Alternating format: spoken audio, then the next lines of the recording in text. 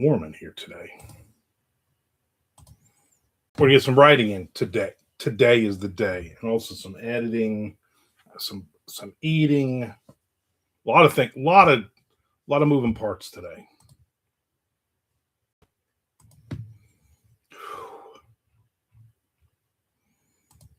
Stomach's not all that great today. Oh, so much going on.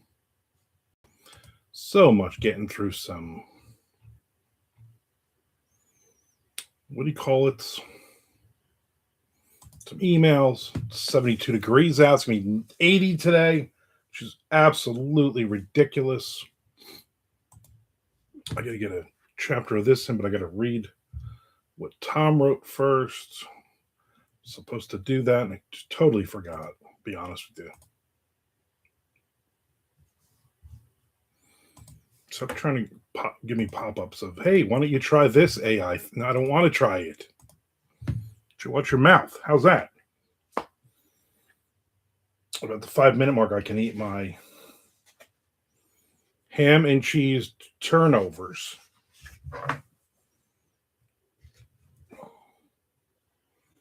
They smell delicious. I've had them before.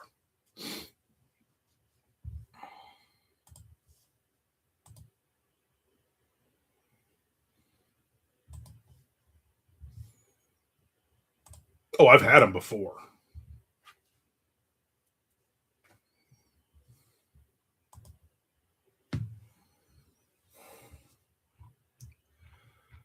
But yeah, so I mean, technically, I got to get some reading in, but I'm setting up some social media posts first. What are you doing? Catch her sitting under my chair. She's a very long tail and she keeps swiping at me. Goodness.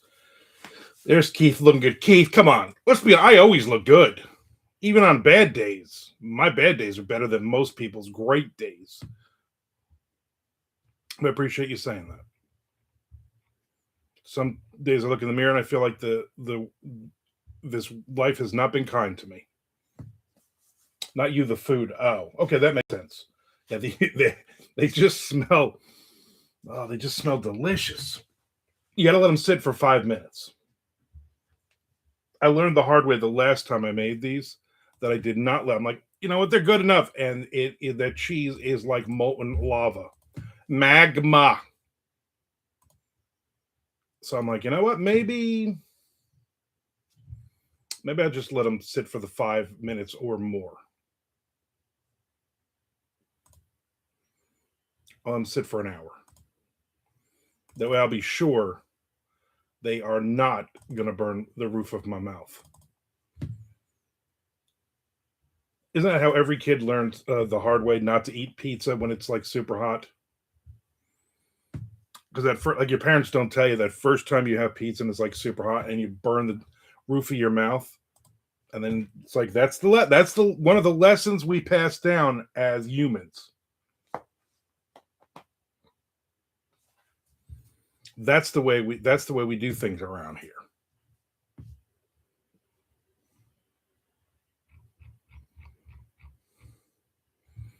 Because you could say to a kid, "Hey, that's gonna be way too hot," but they're like, "It's pizza. How can it be too hot?" And then they find out. And they find out, hey, this pizza is too hot.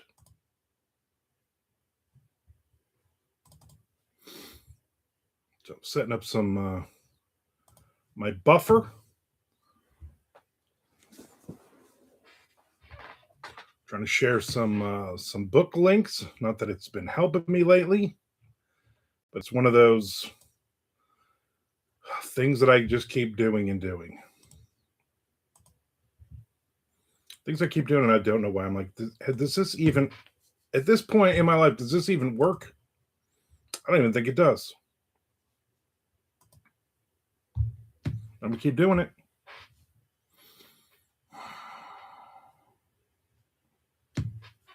Just gonna keep doing it.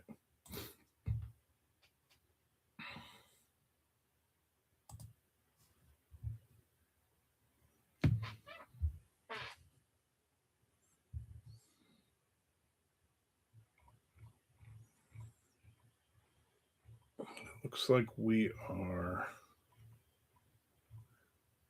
set up and good till next Wednesday. That's pretty good.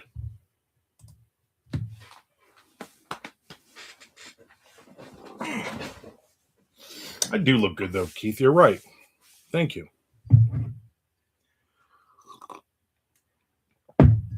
Appreciate the compliment. It's been 5.5 minutes at least, because I've been on for 5.5. There's Lorraine. What's up, Lorraine? Lorraine, did you see what I'm having? Ham and cheese turnovers.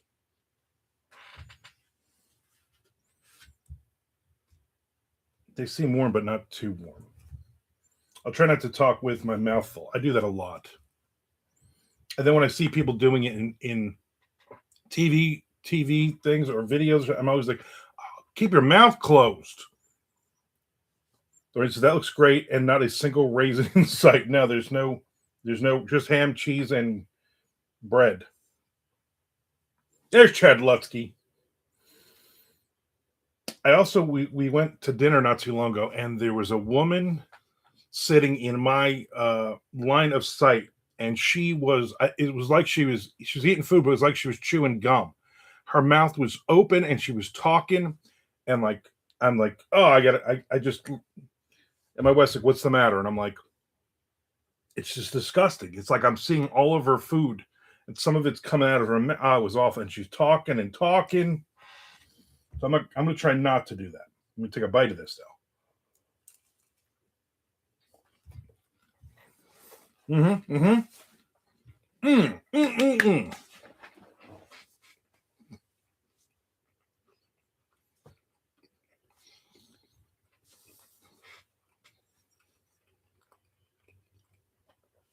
Man, that's good. Hi on Bigfoot tonight and start Neon Owl tomorrow. Looking forward to it. It's almost, if you segue from High on Bigfoot into Neon Owl, it's almost like the same story. It's like a sequel. They're so similar. Hey, maybe don't jump on me. Armand, I saw your short about your back pain. I run to my favorite chiropractor when my back and neck flare up. Man, I had it. If that's from like several months ago, I had it. I mean, bad. Like I was sleeping sitting up on the couch for weeks. Went to the doctor. They took tests. Blah blah blah. It's I don't know what it was. I think I'm just fat and atrophied. And I need to move around more.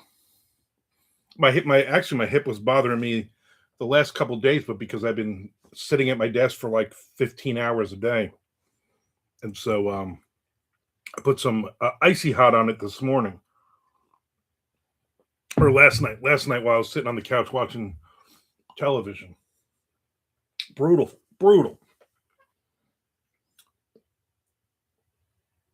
My husband is a chiropractor. Tell him to get down here to Jacksonville and fix me. Okay, so that was from months ago, and it just showed up for me weird. Yeah, that was several months ago. You know, good though. I'm glad that old videos are still popping up in people's feeds. Chess says I got all my Neon Owl ideas from Bigfoot, right? That does make, once you read it, Keith, you'll 100% understand. You're gonna be like halfway through Neon Owl, and you're like, am I rereading High on Bigfoot?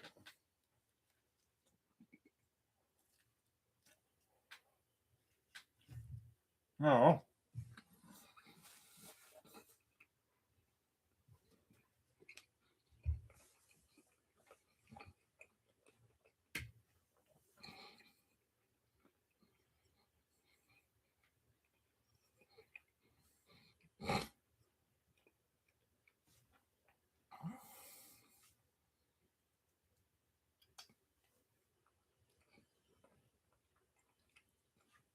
Reimagining a Bigfoot, yes. That's exactly how I would. I'm gonna tell you what I don't like. I don't like when I see books and they're like, this is a modern day reimagining of, Taming of the Shrew or Fiddler on the Roof or The Great Gatsby, whatever. And I'm like, I don't want to read your your version of that.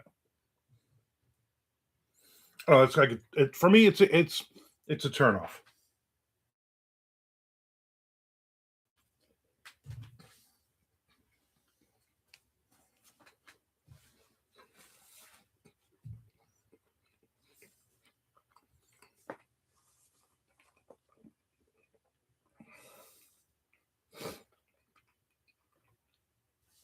Richard Chad, I just finished Skull Face Boy last night, right before 1 a.m., and it was so worth the lack of sleep. Yeah, it's a good book. Keith says, I finished writing the Bigfoot short story, and damn if that thing's not the best thing I've ever written. Well, I mean, it's Bigfoot. How can it be bad? How can anything written about Bigfoot be bad? Ah, son of a 5 second rule. Kiss up to God.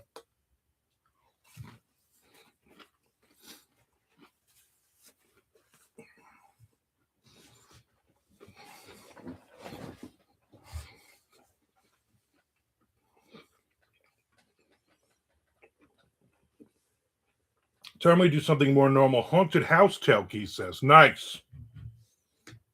Will that be a short story or something longer?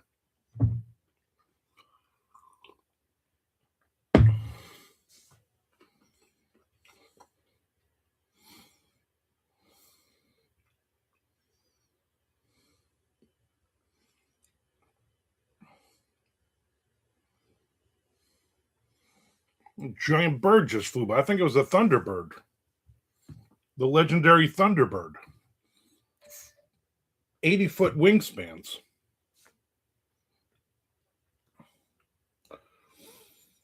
Lorraine says, yay, haunted house tale. Keith says, short story trying to get these shorts out. Good idea. Good idea.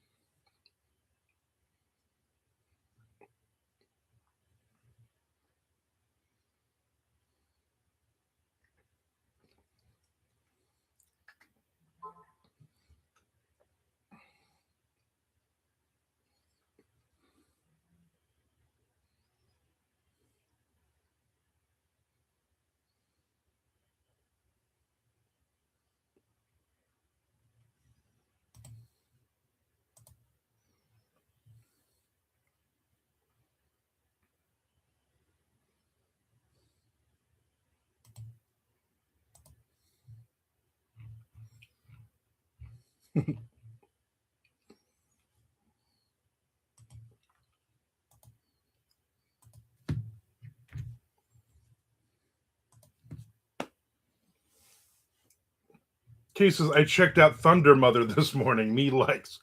Took a long time for me to figure out that was the same band. Yeah, they're pretty good.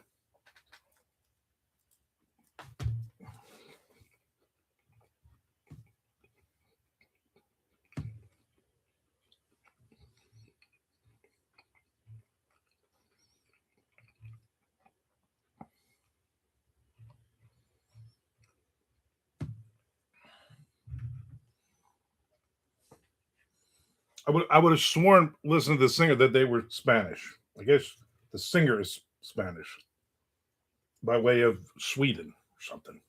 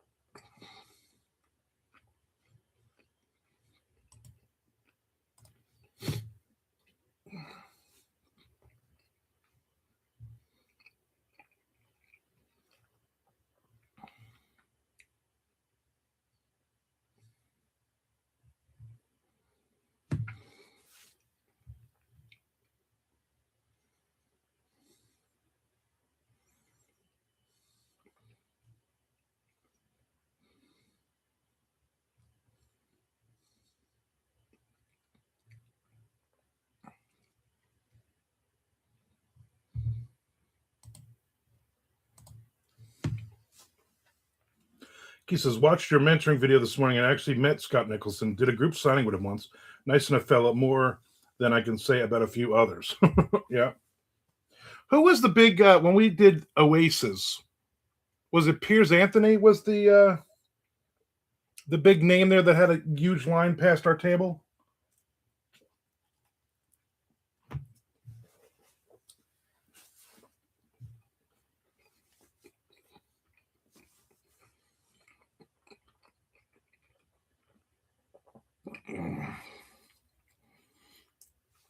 There's a young girl with the dog, appropriately dressed again. 72 degrees out. She's wearing yoga pants and a t-shirt.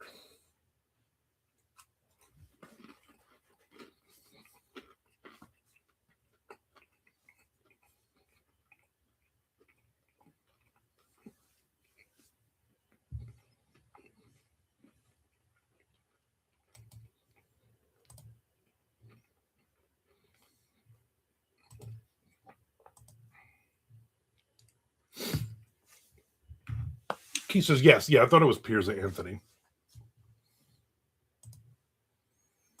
He had quite a line.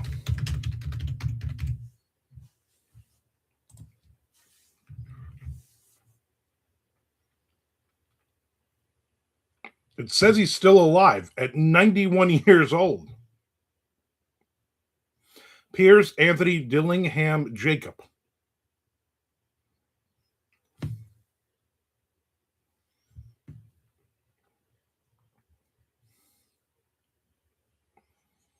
His wife died in 2019, apparently. He has 2 kids. And he has 2 parents.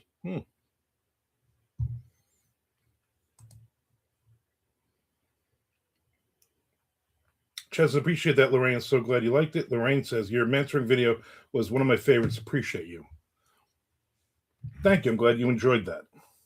Ray says, and I'm on to Armand's book first, then Neon Owl next, Chad. Lorraine says, you created a fan. That's what we all like to hear, right?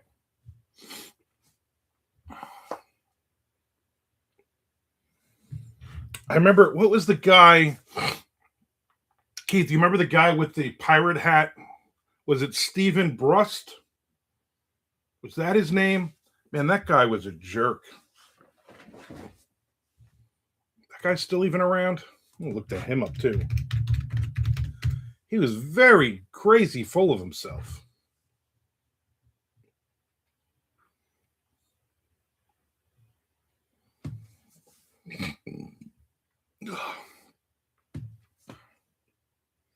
He says, I don't recall. Yeah, I'm looking at pictures of him. He's got some stupid giant hat on in every one of them. Stephen Carl Zoltan Brust is an American fantasy and sci-fi author of Hungarian descent. He is best known for his series of novels about the assassin Vlad Taltos. He's 70 now.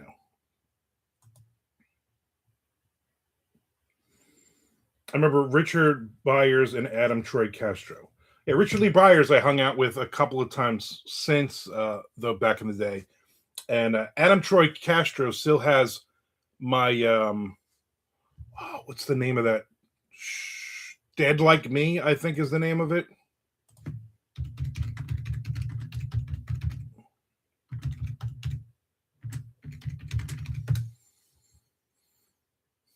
Yeah, Dead Like Me short story is probably my favorite zombie short story of all time. And I got to tell him that, which is nice.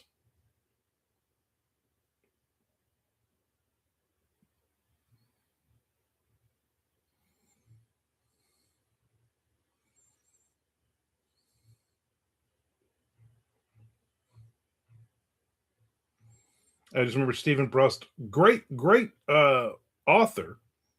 His Vlad Taltos books, I remember I loved them. But he was not a nice guy.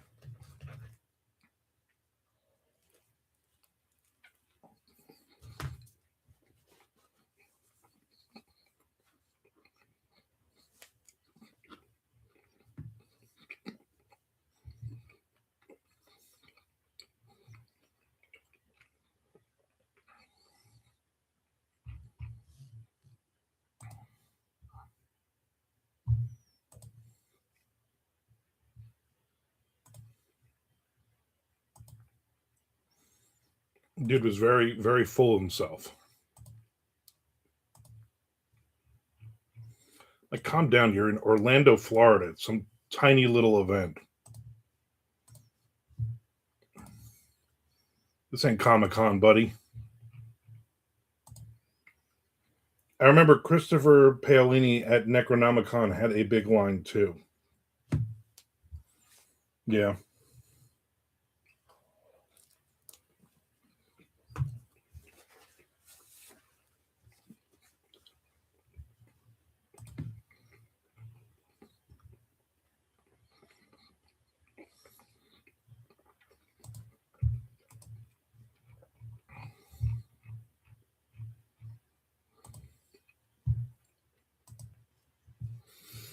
Ah, good times, good times.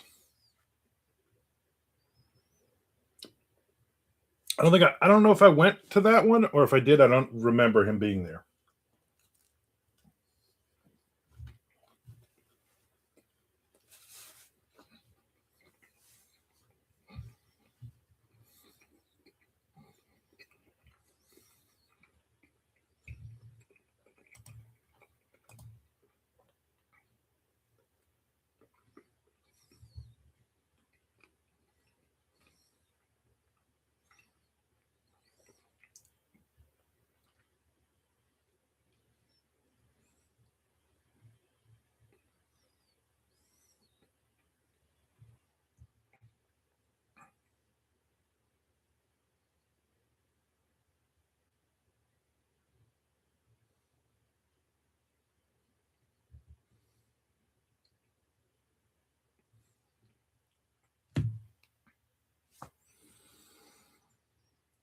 Because I don't remember you being there probably during your transitional phase. My transitional phase started in 2006.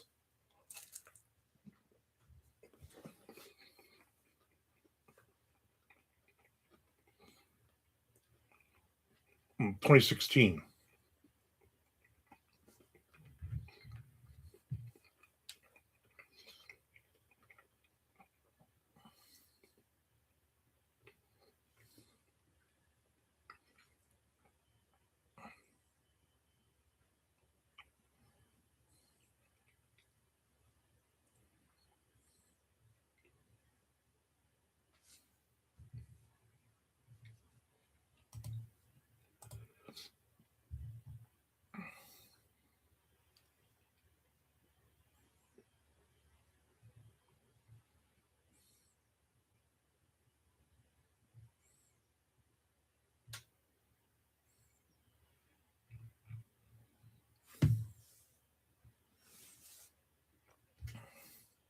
Would you go to Tampa from Jacksonville? I did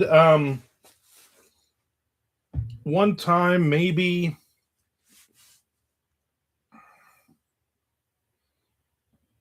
right before COVID, I want to say. So like 2018, 2019. And it was I did not enjoy myself at all. And I was like, I'm not going to this anymore. And every year I go to Tampa, except for this coming year. Every year I go for the NINC conference in Tampa, St. Pete.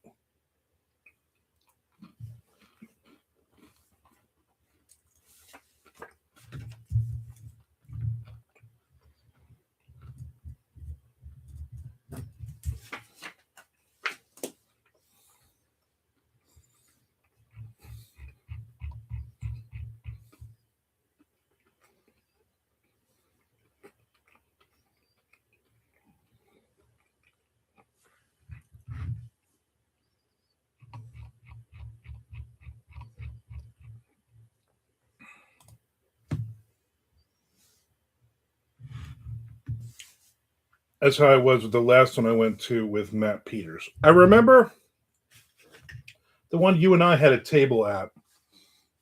There was another author from like Canada or something that had come and stayed with you. And he ate like too much like fluff or marshmallow, something or other, the night before, and he got sick. And so I never met him. He never ended up. He ended up staying at your house. Which is Keith Edgar Allan Poe and the Spectre Eliminator will arrive tomorrow, so I'm looking forward to reading it soon in the queue. AP Fuchs got sick on Strawberry Fluff. That was it. AP Fuchs, he's still around?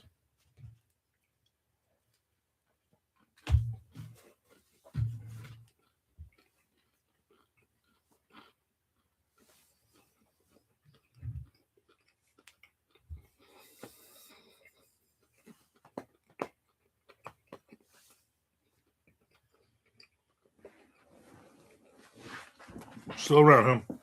Frank recommended Death Gets a Book as his choice.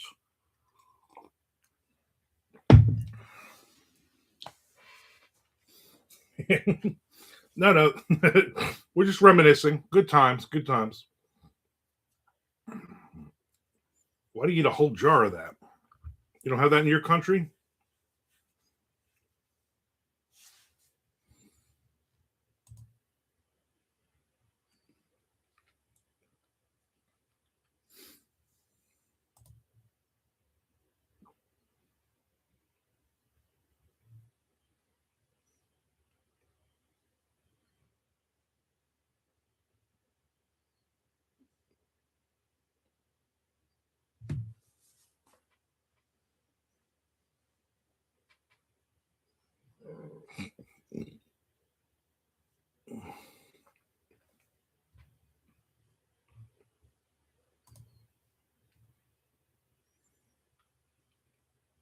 Loren says, I'll grab that one too, but I'm a little afraid of Frank's book. Yeah, that one's not bad, though,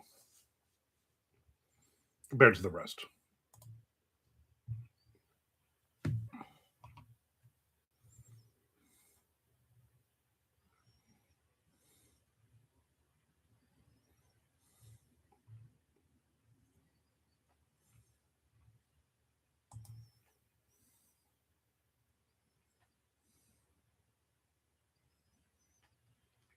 Compared to the hamburger, I haven't read the hamburger one, so I don't know.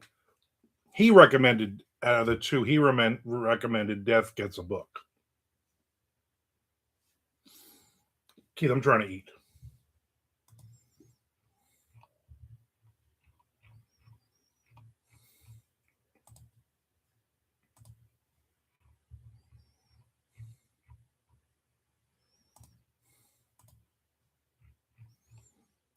What is it? 73 degrees now. I'm going to put this little fan on.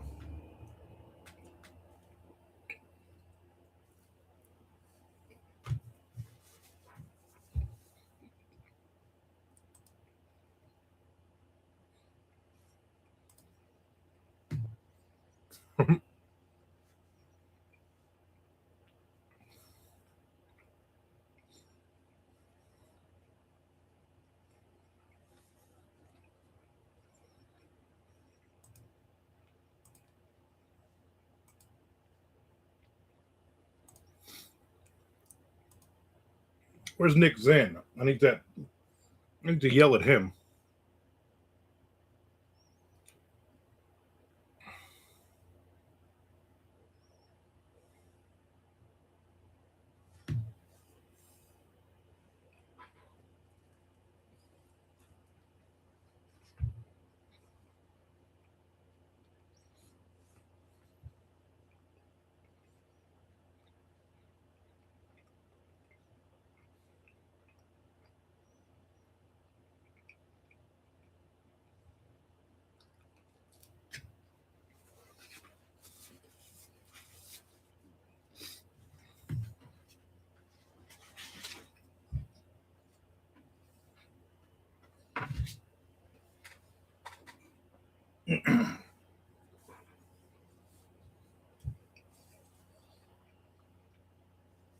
Those were delicious. My wife got those when she gets the bread box every month, and she ordered those. Frank J. Edler.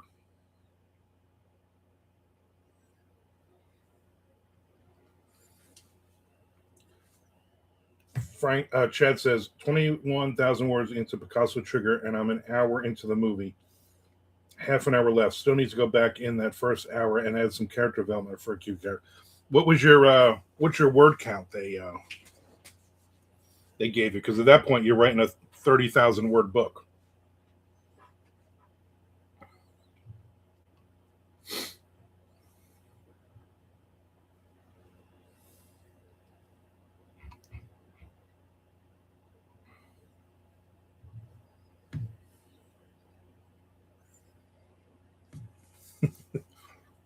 As long as you found it. Yeah, he's got to put the J in there in case all the other Frank Edlers out there writing books.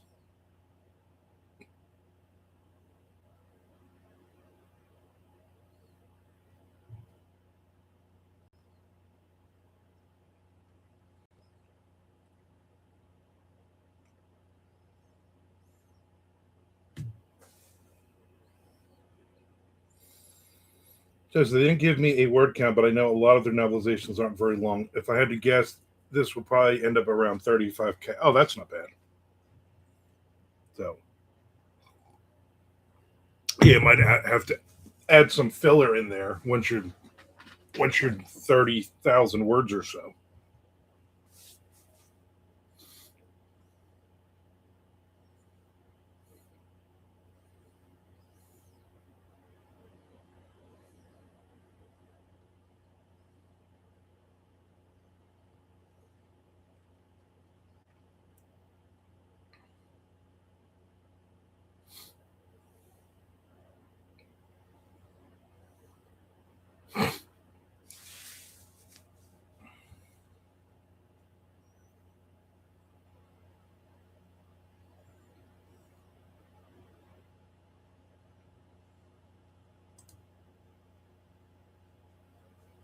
Maybe yeah, right.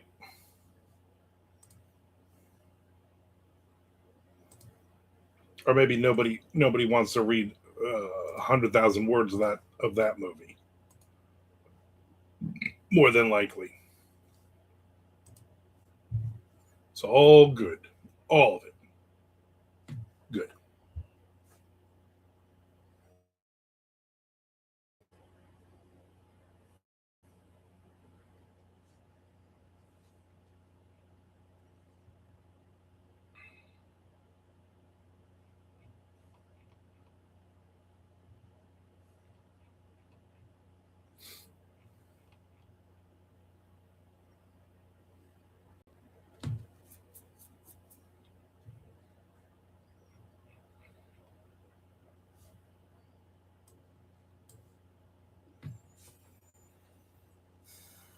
For instance, apparently I can't write less than 90,000 words now, no matter how hard I try.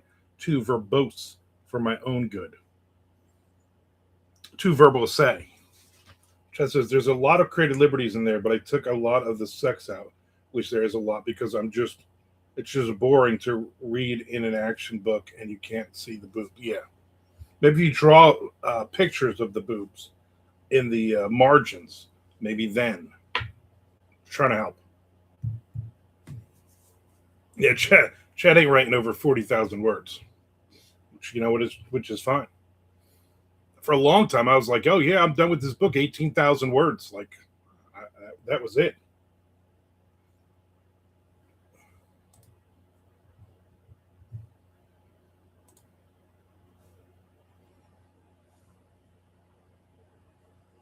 Could not do it.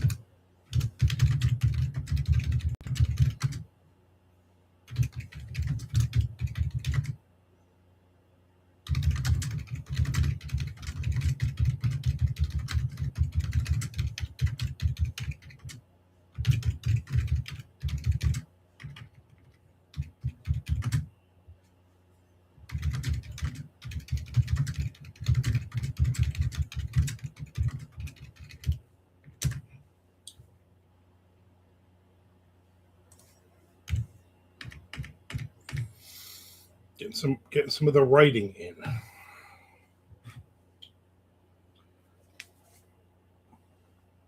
Right, says how many words in Skullface Boy? Chad says I think it's because I write very lean, hate description, and I start books right in the middle of things.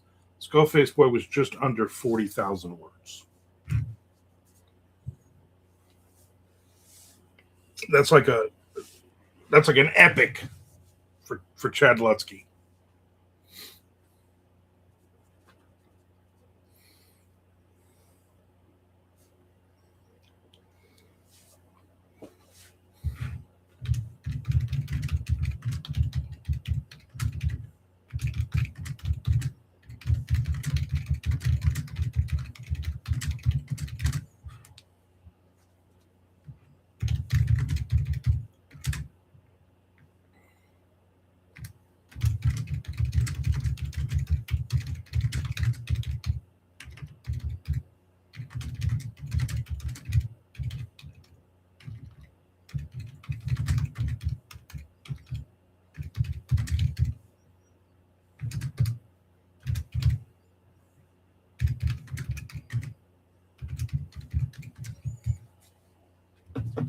What's the name of the character?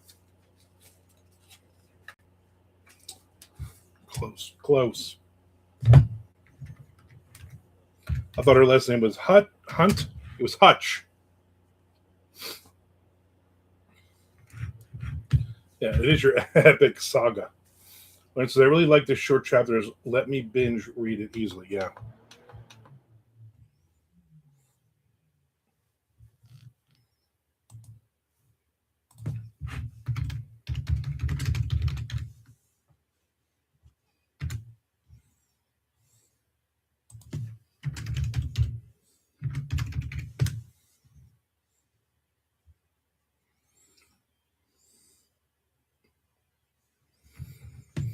Yeah, Scuffless Boy is like little vignettes that form a short, little vignettes that form a short novel.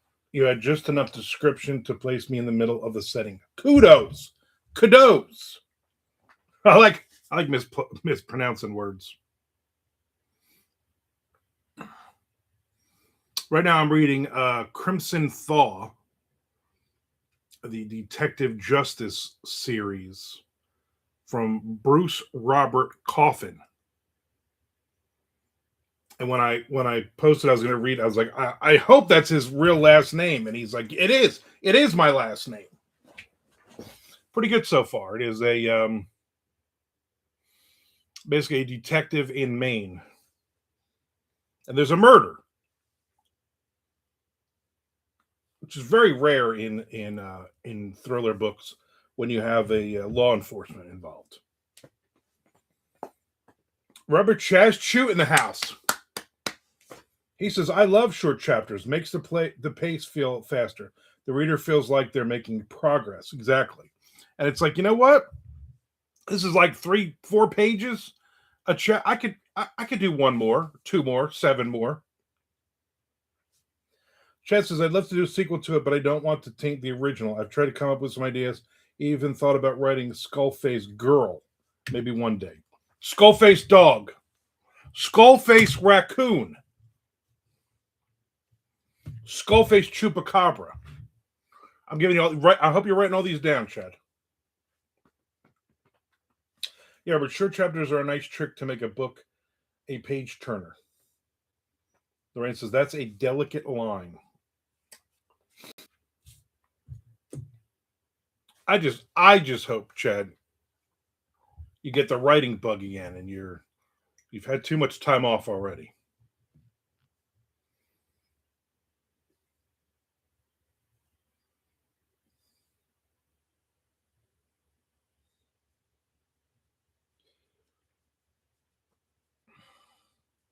Way too much time off.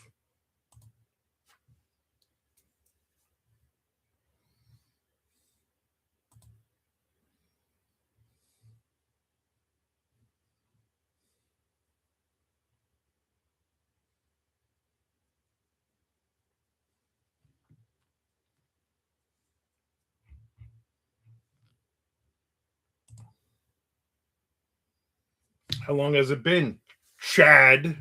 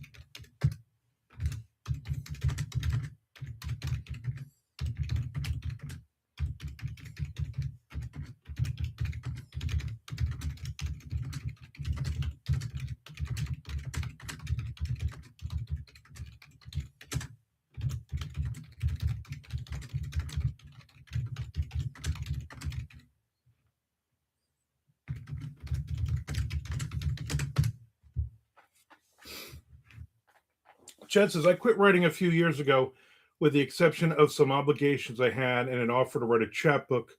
Couldn't pass up the money. The new book I have coming out, Avonwood Exodus, is something I wrote before I quit, and I'm doing a novelization for a movie right now, but I don't count that.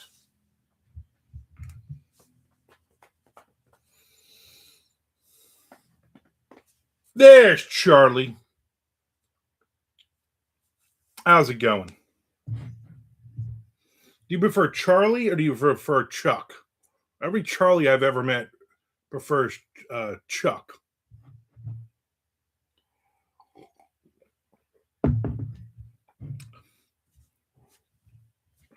There was a guy I went to school with, and Charles Buck, and then they called him Chuck Buck. But yeah, all I had to say it is all is one word. Troy says, what movie? I just got here, so sorry if I missed it. Robert says, damn it, I was playing a video game and chilling. Your keyboard clicking is getting me back to work. Good. Get back to work. My keyboard clicking drives Chad Lutsky's wife nuts. I go by Charlie, but Chuck doesn't hurt my feelings. What if I called you dumb son of a... Would that hurt your feelings? I don't know. Lorraine says, I bet you could write an amazing twisted family dynamic because the heart of your protagonists and your characters were all so vivid, engaging in their realism. Chess is a horrible B movie from the 80s called Picasso Trigger. It's for Encyclopocalypse. They do a lot of bad movie novelizations. Charlie says, then I'd be really sad. I'm going to continue to call you Charlie, though. Or Charles, or Mr. Walls. Mr. Walls writer. Something in that range. Shaved my head again this morning. Sometimes it itches. It's because I don't shave it every day. I'm lazy.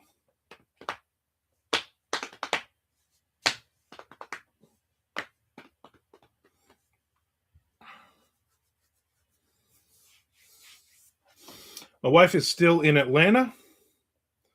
I'm hoping within the next hour or so she will text and say, I'm on my way home.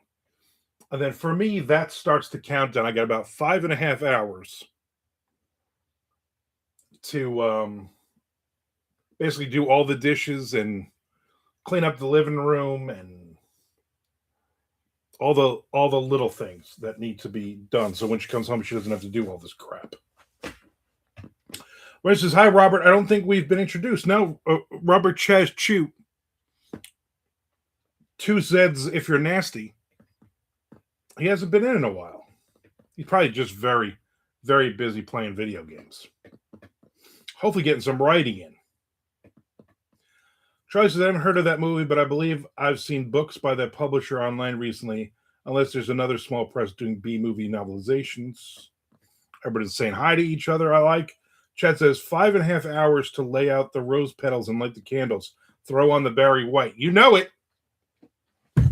More or less of. Well, actually, it'll be longer. I always go. You know what? If she comes right home without having to stop for gas or something to eat, or she's actually got to go over to her mother's and pick up the dog from Jess and Tom, I'm like, it's probably going to be closer to 7 hours. But I don't want to wait till the last minute in case she's like, oh, I just came home first.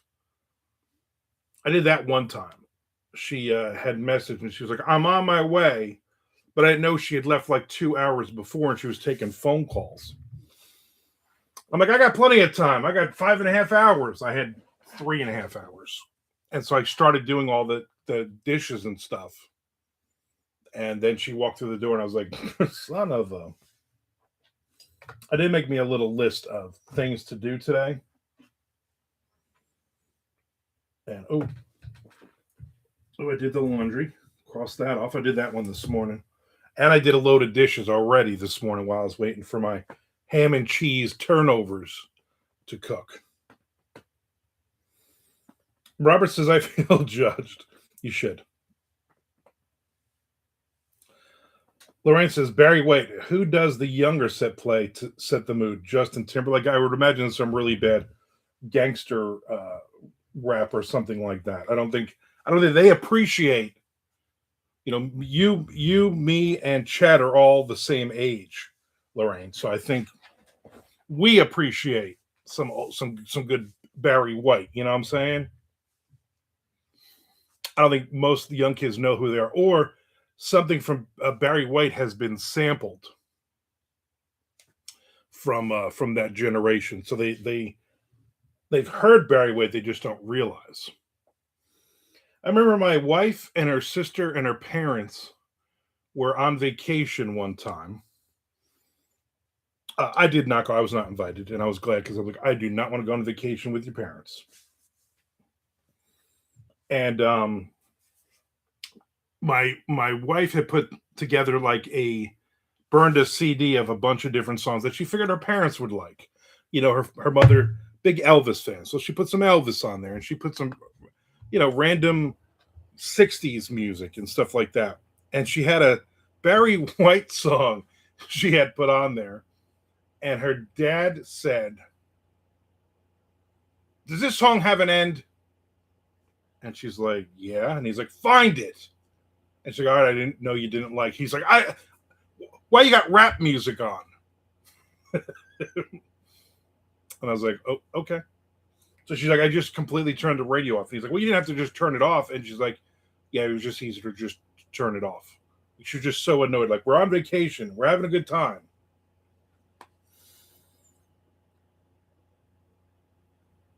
Chaz says some Marvin Gaye, some Sade, although that really just says Sadie.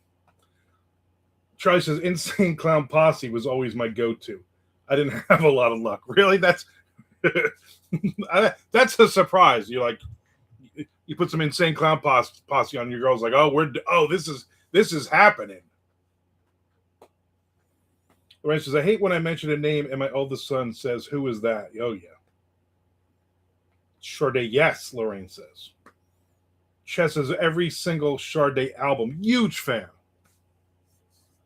Yeah, you have some eclectic, odd tastes, which is good, because so do I. Because so do, I guess, all of us. Sade is not one of them. For me.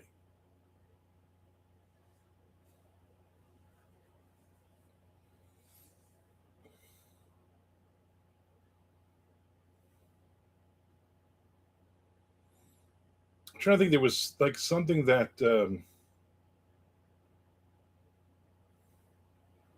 I dated this girl and she was a huge Seal fan. And it reminded me of the scenes from Shameless when the dude would always put that Seal song on before him and his wife had sex. Lorraine says, this is no ordinary love. perhaps if you were a smooth operator, you know what? You're right. I listen to more Sade than I do The Accused. It's probably a good thing anyway. Cleanse your palate of that stuff.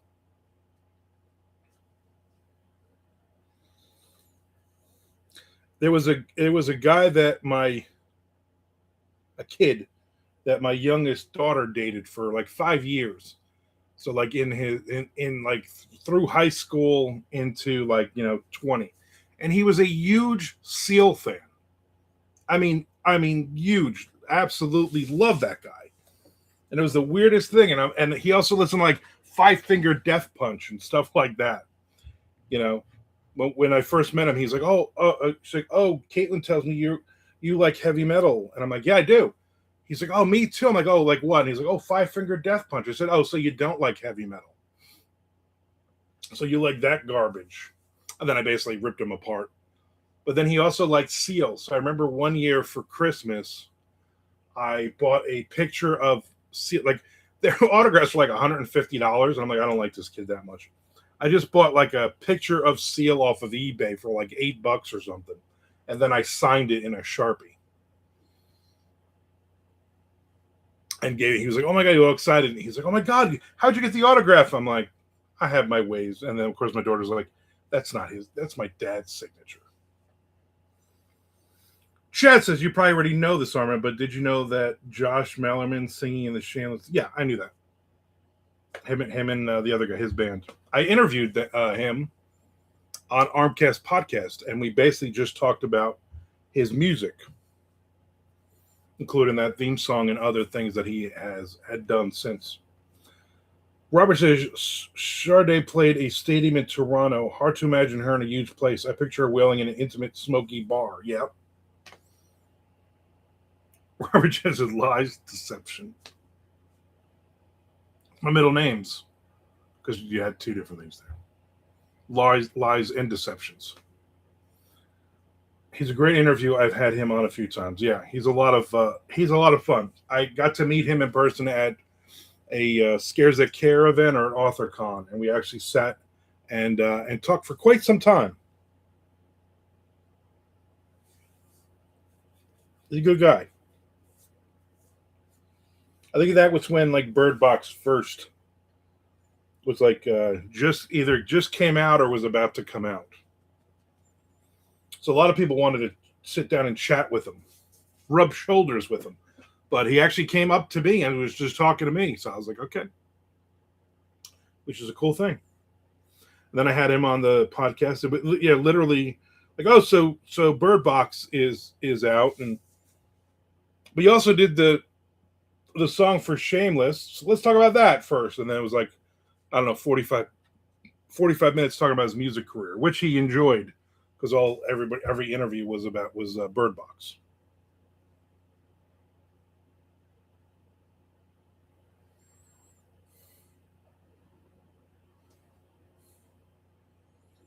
The heck was that? Something giant just hit the window. I think it was the Thunderbird.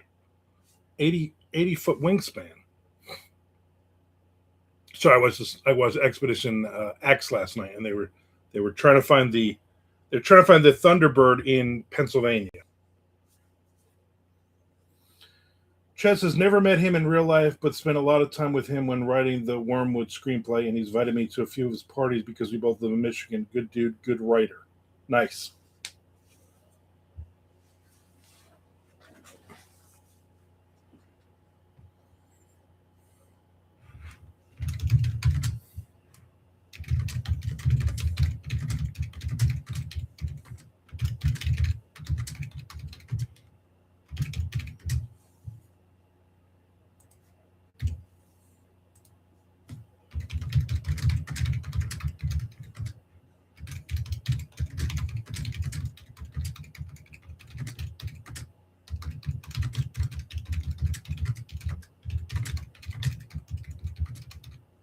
Come on.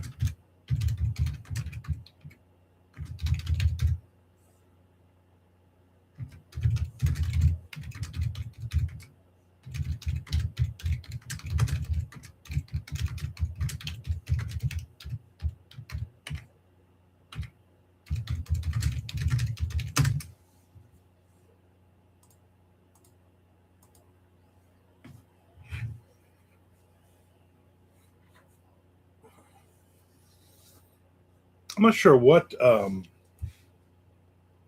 convention I'm going to go to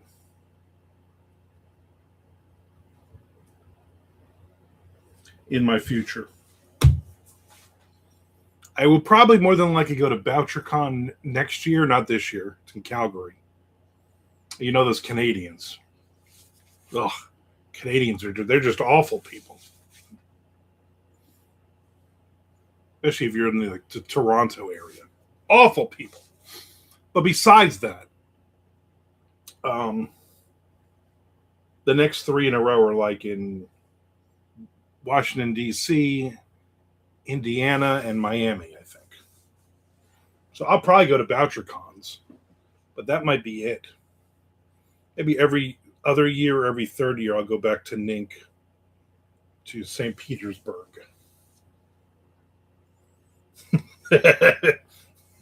Russ says, "Don't make me sharpen my skates." You crazy Canadians.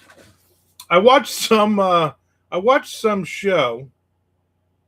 Let me see if this tracks with you, Robert. When we drive minivans in America, the women who drive them, we call them soccer moms. But I saw a murder thing that was based in Canada, and she said she's a hockey mom, which makes sense. So is that what it is? That what it is? They're hockey moms. If you drive a minivan,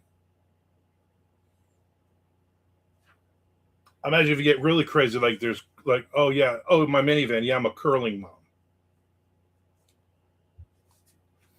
People want to know this information.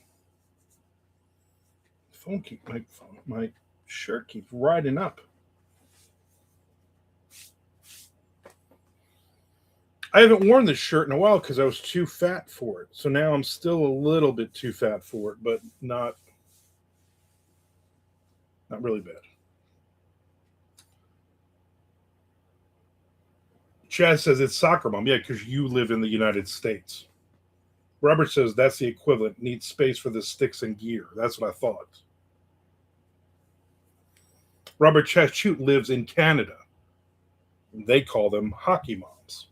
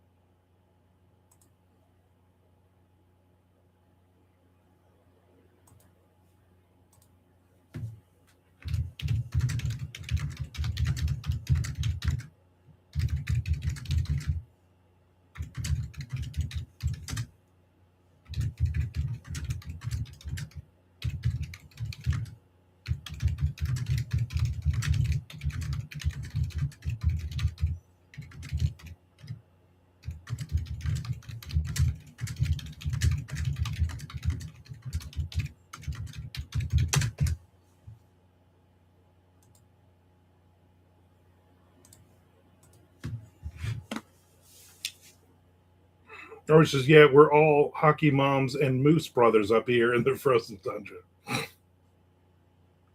Chad says, I thought it was bacon moms, eh? Maybe hoser moms. That seems racist, Chad. I don't know if you should be saying words like that.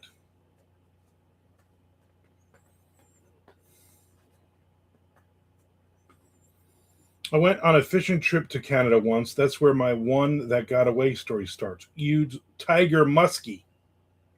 Nice. And Tiger Muskie was like, yeah, you are not from Canada. I will not be taking this bait.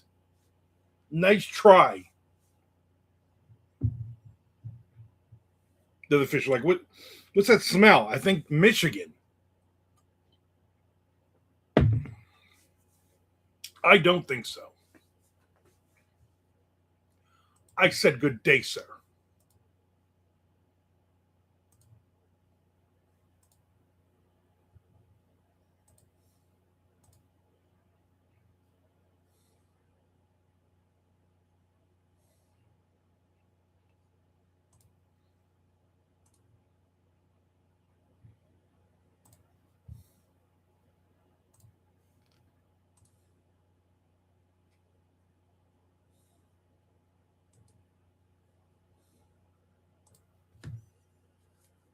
Had her on my line for 20 minutes. My arms are shaking. She still got out there. She's still out there somewhere. Unless Robert Chute has already caught and eaten her. How do you know it was a her? You were staring at the thing for 20 minutes? I'm gonna tell you something I haven't done since I was about 5 years old. Gone fishing.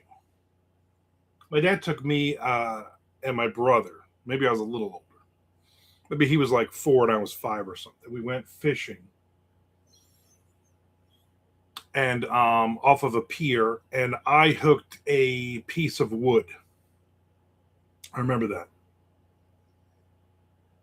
My dad got very excited because when I started reeling, I'm like, "Oh, this is heavy," and he grabbed my pole. He's like, "I got it," and it just was like a piece of plywood or something.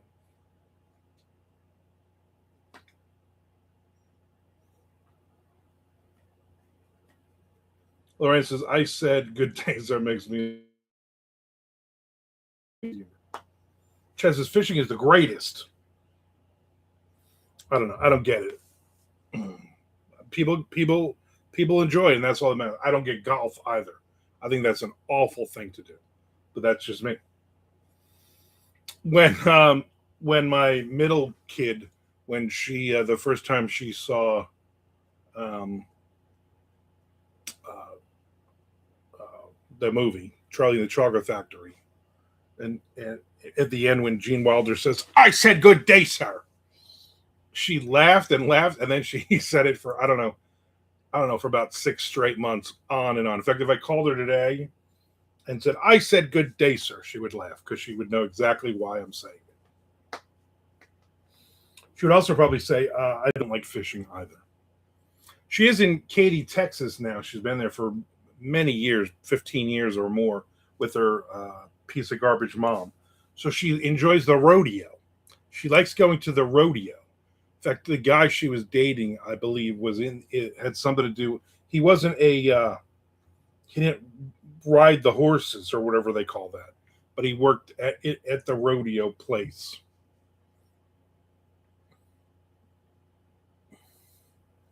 Oh, good. Post office guy just the mailman just dropped off more big chunk of garbage mail for me again.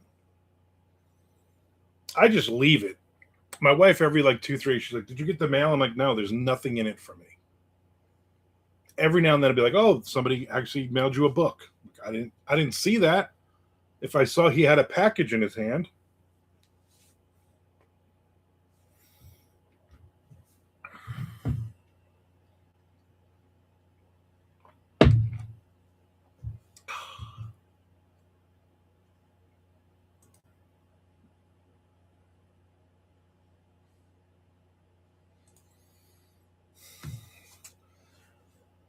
Lorraine says, "I caught a huge catfish when I was about 21, my first and last fishing trip because it cut a guy's shoe while he tried to help me drag it in." Those things will kill you. Nick says, "All right, so what's today's topic?" I'm going to tell you what today's topic is, Nick Zinn.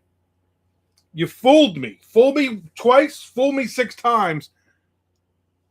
I watched Curse of Oak Island last night, and I'm like, well, Nick said there's something big, a big reveal here. Something's going to happen.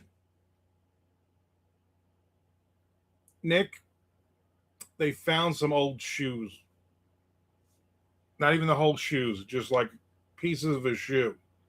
I was so mad at you last night. Chad says today's topic is Canada and Chardonnay. Yeah. Nick says huge reveal, shoes. They found shoes. And I'm like, really? I got all excited over this. I took my entire afternoon. I was like, you know what? I was going to write again. I'm not going to write today. I'm going to sit down on this couch. I'm going to pour myself a nice big cup of Coca-Cola with ice. And I'm going to sit and I'm going to watch this episode. Me and the cats. And I watched it and then I cursed your name afterwards. That a personality of a shoe. Charlie Benante. I was mad. Did you watch Destination X last night, though? They were hunting the Thunderbird but not in Arizona or the Pacific Northwest, in Pennsylvania.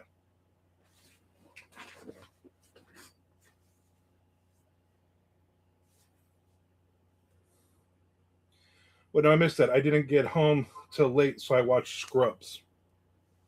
The new Scrubs. I don't think I'm going to watch that. I barely watched the old Scrubs.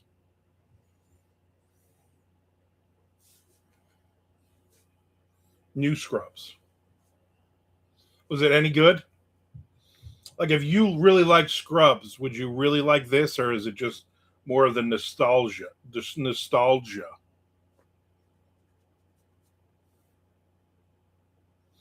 They found shoes in a hospital. That makes sense. If anybody on here wants to know about great shark movies, don't ask Nick Zinn because he only knows the awful shark movies he can tell you about. We even did it. We even did an episode trying to find some good shark movies. We could not find them. Hey Nick, do you have a published book? I'm on a mission. He. Nick says it's similar to the old show. How are the new people in it? Because I know it's probably like a younger doctors kind of thing too. Robert Chest Shoot says, "Is Dr. Cox still in it? Loved his rants. People are bastards, coming bastards, but bastards." Nick says, "I have nothing published, still stuck, but have one with an editor, or as he says, a editor, which he obviously needs because he doesn't know that it's an editor, not a editor."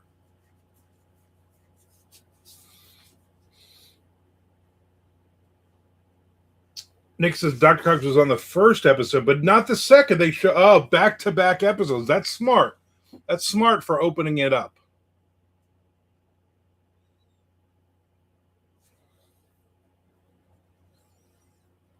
Chad says outside of Jaws, I think The Reef is probably the best shark movie out there.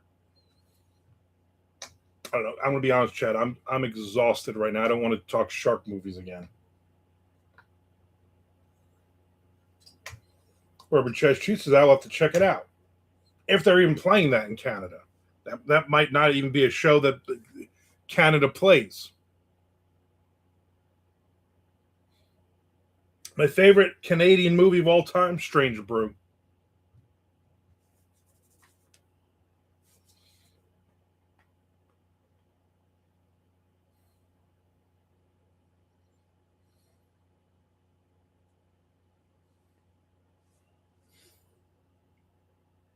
Chad says, I don't even like shark movies, but The Reef was great.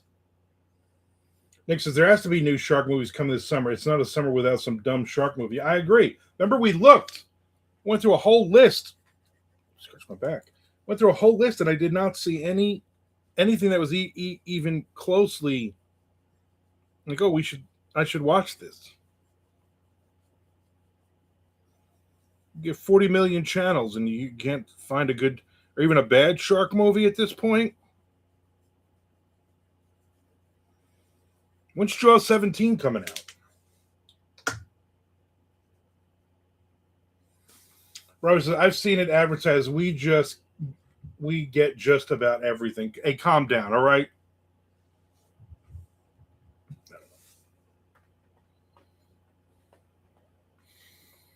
Do me a favor, Robert. Come down here and take these Canada geese. A whole bunch of them just walking down my block pooping. They're supposed to go home at some point. What did you just do?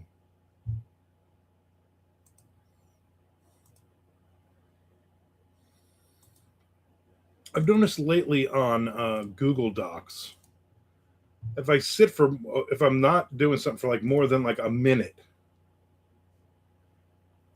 then it resets.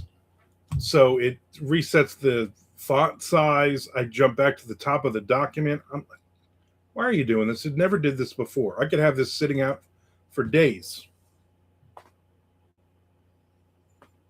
Versus advanced invasion force. You know what? They're doing a great job so far. I'm almost beaten down. Again, the other day, I opened my front door. and one of them had crapped right on the mat in front of my door. I'm like, you really walked all the way to the front door of my house to do that? Come on. Luckily, they kept walking because Neil is across the street. I'm sure he would talk him to death.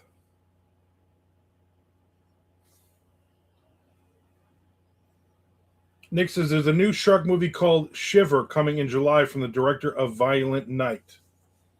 Is it actually going to like be in the theaters, or is it like a Tubi movie or something?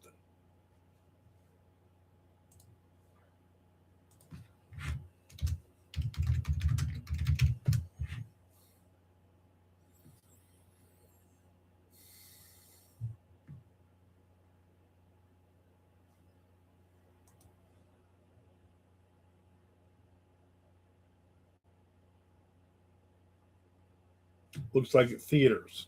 Right, so they are defiant. Around here, they strut in front of traffic and do not. Oh, they do that same thing here. Or the theater, if you fancy. That's how my wife says it, theater. Shiver.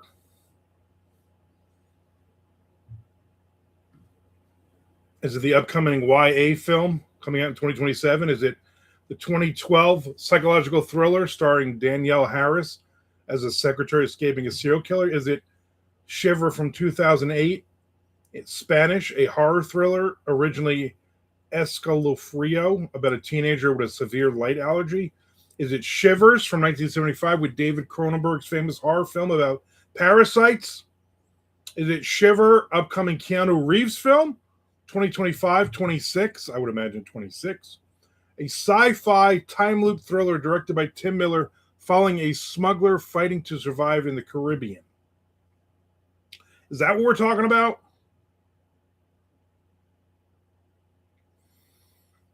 Is the one described as having shades of Edge of Tomorrow and The Shallows?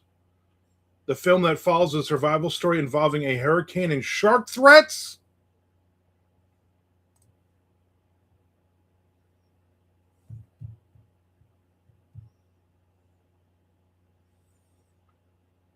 There's no release date it's given me here. Warner Brothers is in negotiations to acquire it. It says a few back in October, but I don't see any. Chad says, Armand, Chad, I don't care about shark movies right now. Well, Big Nick had to throw that.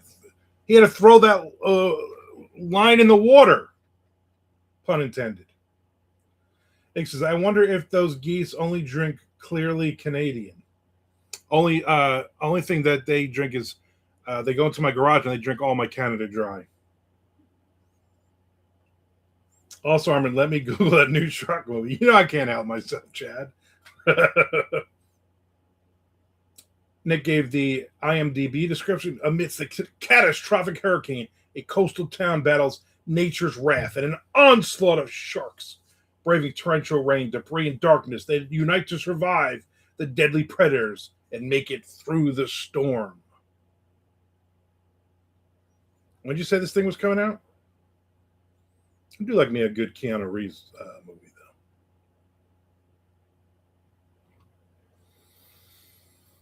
though. Yeah, I'll probably watch that. I mean, not in a movie. I'm not going to a movie to watch in a theater to watch it.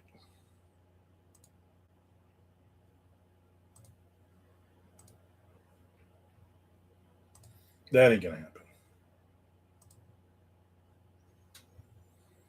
I want to thank everybody for hitting the subscribe button. I want to thank everybody for watching hours and hours of my videos. We are now at 2280 in hours. But yet, today, we only had 18 hours, plus 18 hours, but that was because it was Saturday. Saturdays are a bad day for me. I get maybe 20 hours if I'm lucky. Last week I got like 6. So keep watching, keep shining. The release date seems to be murky. The one article said July, but that was from 2025. Chad recommends the Cronenberg Shivers movie. Are the sharks good in that? I'm only watching if there's sharks.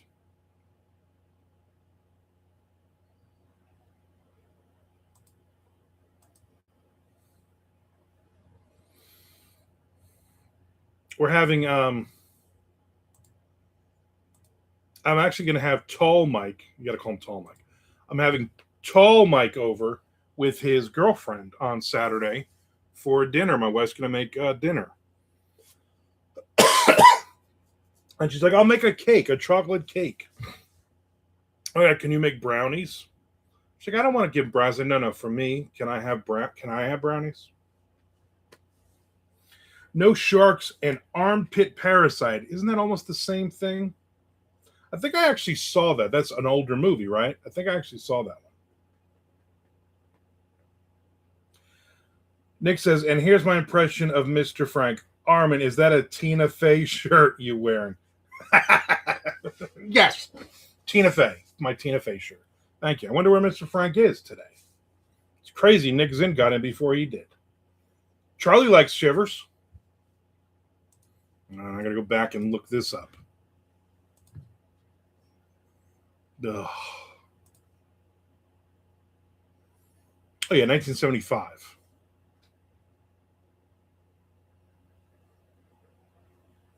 Oh, yeah, with Sylvie Dubois. Oh, there's right there. 1975, Canadian. It's a Canadian movie. Also known as The Parasite Murders, and They Came From Within. And for Canadian distribution in French, Frisons. Frisson. Which means chills or shivers. It's a 1975 Canadian science fiction body horror film written and directed by David Cronenberg.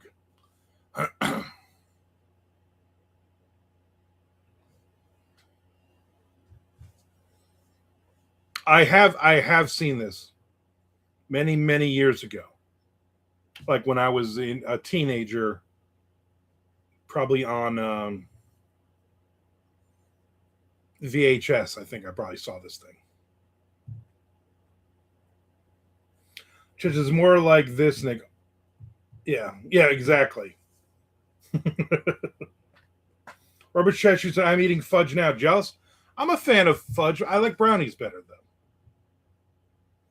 Fudge is good. Did you make the fudge or did you buy the fudge from like a fudge store? Or did you buy it from like the supermarket? Or did your wife make fudge? Or one of your kids made fudge? Or a grandparent made fudge? Or the next door neighbor was nice enough to just walk over and say, here's some fudge. Or did maybe you were at the mailbox and you found a box of fudge just sitting on the sidewalk. You're like, I'm going to take this fudge home and eat it. Or is fudge for something else? Like, is it some kind of Canadian thing about drugs or something? Like you're really doing meth, but in Canada they call meth fudge. I'm so confused right now. Robert he made it. You made it or your wife made it and you're saying you made it? Because I always say, oh yeah, I made fudge. My wife made the fudge. She doesn't really make fudge.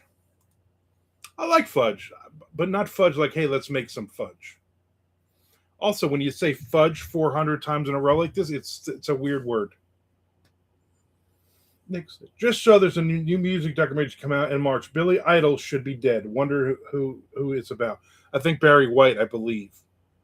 You know, I was just thinking to myself, they should have a Billy Idol documentary.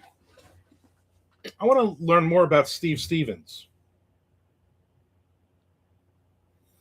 Lorraine says, fudge is good for 2 to 3 bites, then my teeth hurt. Oh, the sugar. Nick says, Armin can air fry with the best top level best air fryers in the world. I would be up there. I'd be definitely top 15. I made for dinner last night. I was so mad at Nick because they found some old shoe leather. Literally, that was the only thing they found on Oak Island. Although Vanessa was back, I do have a crush on the chunky blonde. On that, big fan of hers. And then I was like, I don't even want to make anything for dinner. Like I don't, just being lazy. I was like, let me just throw something in the air fryer. Plus, all the dishes are, I dirtied every dish in the house. Like, my wife had been gone, like, I don't know, 17 hours at that point, and already the kitchen looked like I had eaten in there for like 10 straight days. Every dish was dirty. I'm like, you know what I'm going to have? French fries. Crinkle cut French fries because it's in the freezer, and I just threw them in the air fryer. Threw a little bit of salt on them, and then I sat down and watched Expedition X about the Thunderbird while I ate French fries for dinner. That was my dinner last night, French fries. Barbara Church, said Greek yogurt, peanut butter, chocolate, heat and mix in a pot, freeze, feast. Greek yogurt?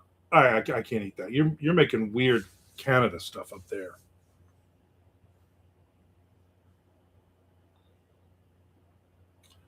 Lorraine says, Robert, that version sounds like a healthy version. Think I'll try it. You had my attention at peanut butter.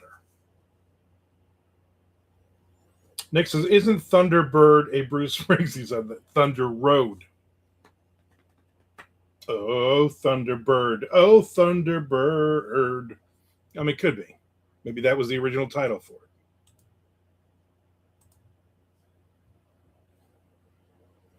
It's one of my favorite Springsteen songs. Although his version of the John Waite classic, Tom Waite, not John Waite, Tom Waite classic, Jersey Girl that's a good one. That one gets me. I get you right here.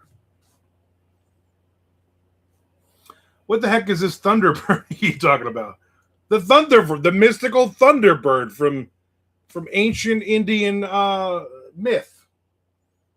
On Expedition X show last night, they were trying to find, there's been recent sightings in Pennsylvania of the Thunderbird, 80 to 100-foot wingspan. It tried to pick up a 5-year-old kid in the yard. The mother ran over and grabbed their kid and pulled her kid from the Thunderbird.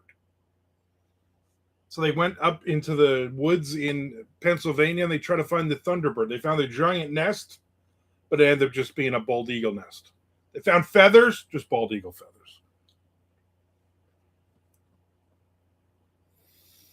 Nick says, I'm waiting for Expedition Unknown to come back and search for lost things underwater and not find them. Yeah, those are my favorite episodes.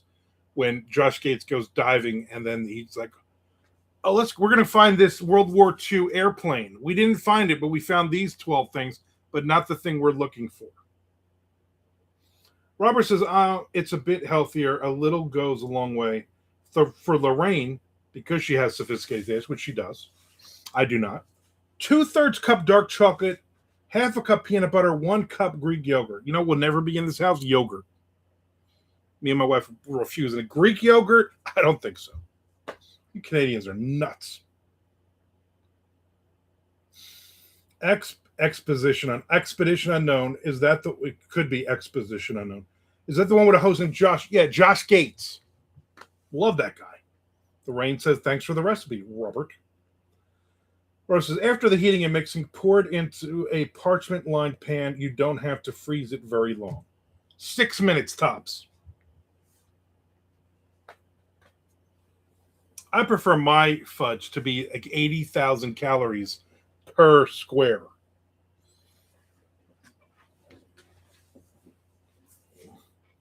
I'm going to be honest with you, I can't remember the last time I had fudge. Probably when we went on vacation somewhere or to a convention and there was like a place, or St. Augustine, there's a really good place that they have fudge there.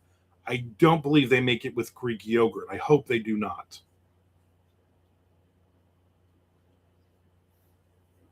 Freeze as long as you can control yourself, I guess. Yeah, 3 minutes.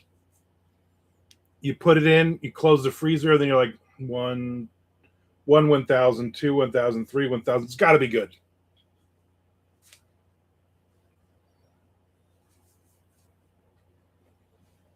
When you make it, Lorraine, let everybody know what you thought of it.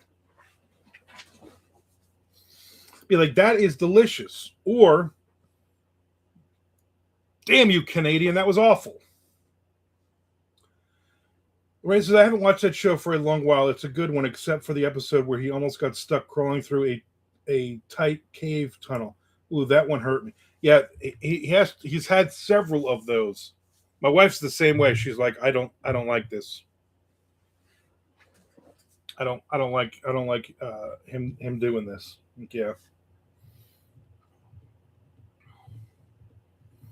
I love all those shows. I love shows about fishing and about diving and about history and about all going up into mountains, climbing mountains, and going into cave systems on all that because I will never in a million years do any of this thing. Fudge is writing and publishing fuel. You know, when I go to Publix, the next time I'm like, hey, get us some fudge. It's the protein what does it. Yeah, protein. I believe it's the chocolate.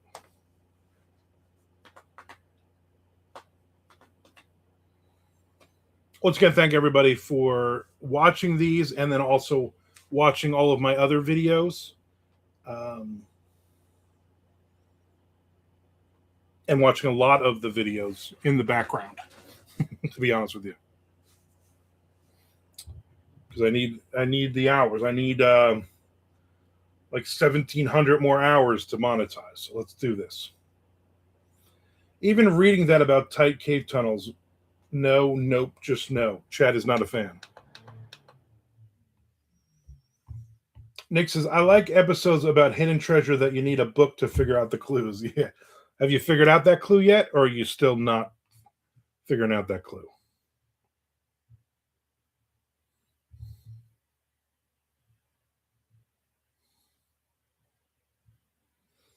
What's the threshold to monetization? 4,000 hours. I'm at 2280. So I need more hours. Ryan says, ditto, I'm not even claustrophobic. Nick says, still looking, still blowing up chunks of Milwaukee. You know, blow up all of Milwaukee if you have to find that treasure. Nick watched the episode where Josh gets that treasure book with all the pictures in it, drawings, and they figured out, I think they found 3 out of 12 or something. And Nick is sure one of them is in Milwaukee, so he's been trying to get his hands on some dynamite to blow up a park in Milwaukee. Robert Chazchute says, wow, marathon.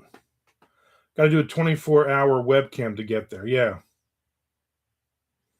He says, I don't want to be anywhere I can't quickly get to fresh air. Yeah. I'm sure it would freak me out too. Like, I'm like, no big deal, but I'm sure it would freak me out. I get freaked out when people are standing in my way. Like, my wife has learned this. I'm like, can you move?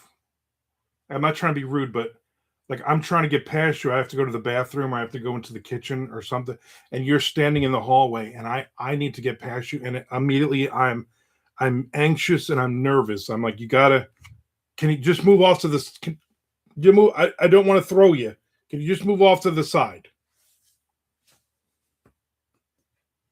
So I'm sure being trapped in a cave somewhere, that would not be cool. Nick says, I can't imagine what you're like at the post office there. Luckily, I have stamps.com, so I run all the packages here. So I literally walk into the post office, skip the line, go right to the desk and say, hey, how's everybody doing today? Put all my boxes at the end, and then I leave. I will not stand in line. That would drive me bonkers. Bonker driving.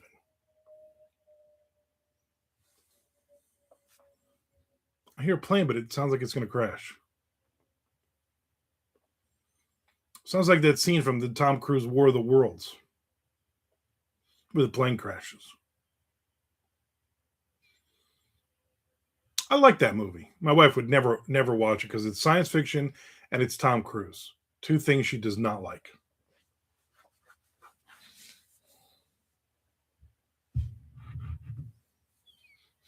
I do get annoyed when we go to Biloxi and we go to the buffet, and sometimes there's like 100 people in line waiting to get in, and they all have walkers, and they're all 1,000 years old, and they're just talking to each other, and I'm like, move up.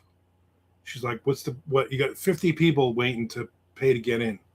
I'm like, these people need to move up.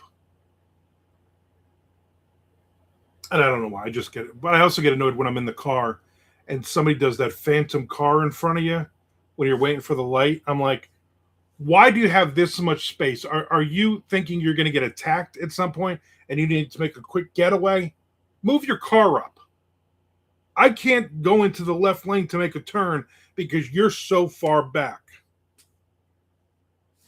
Ooh, I'm all riled up now. What do I have today? Anything? No. I'm being interviewed at 5 p.m., not live, for a baseball podcast. They've read my baseball book.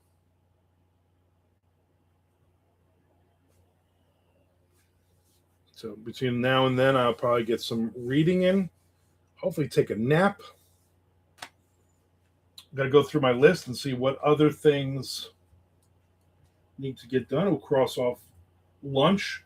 I like to write lunch and then write dinner because then it's like, oh, I did that. So I get to cross it off my list of 12 things.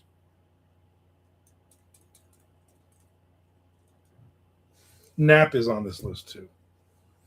Nick says, I was hoping you'd be back on that local show that looks like a bar in a guy's basement. Yeah, I'm surprised they haven't called me back because I went a couple of times, pretty close. I guess they have other guests. They're still doing it.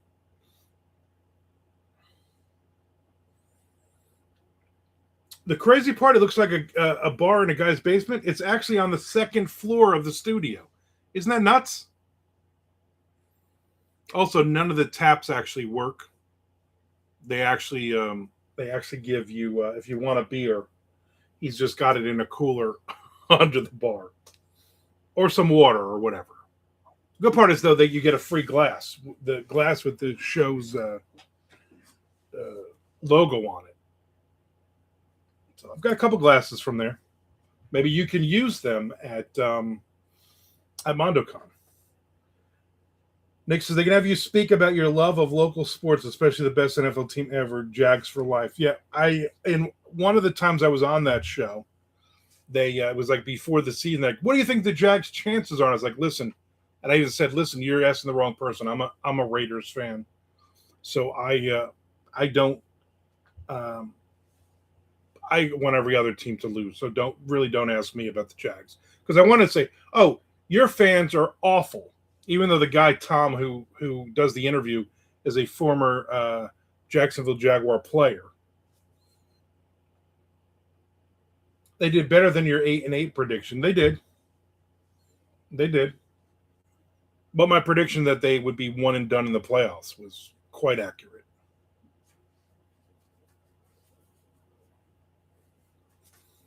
I just don't think those fans deserve to have a winning team. And I'm sure next year they'll do worse. Hopefully.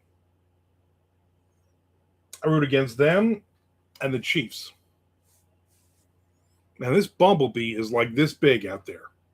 It's got to be 18 inches across or less. It looks like the Thunderbird.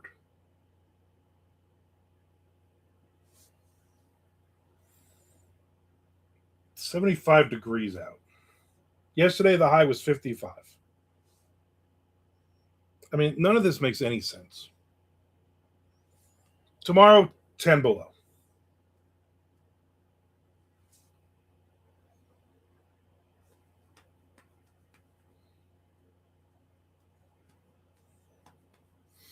I don't even feel like writing anymore.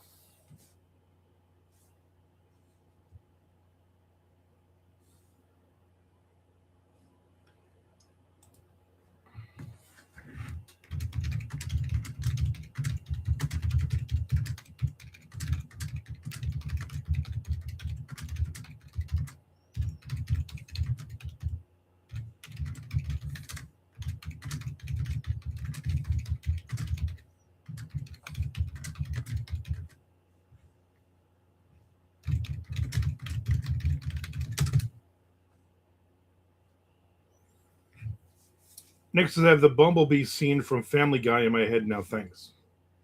You're welcome. I don't think I've really seen much Family Guy, to be honest with you. I used to be a big Simpsons fan back in the day, but then I just no, I'm not watching this anymore.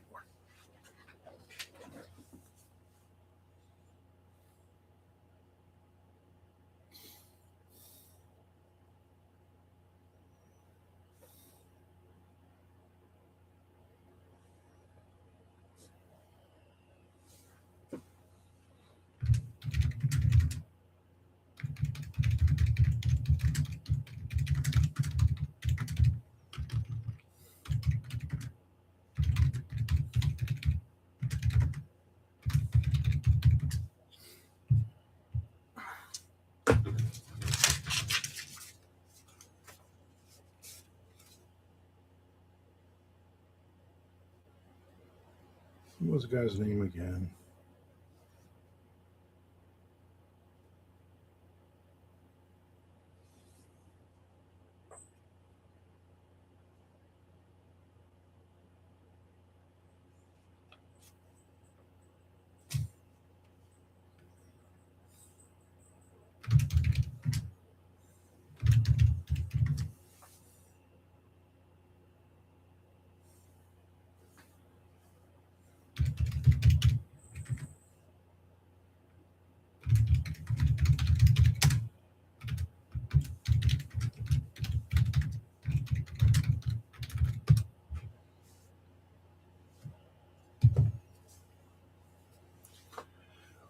Do do do do ba do do do.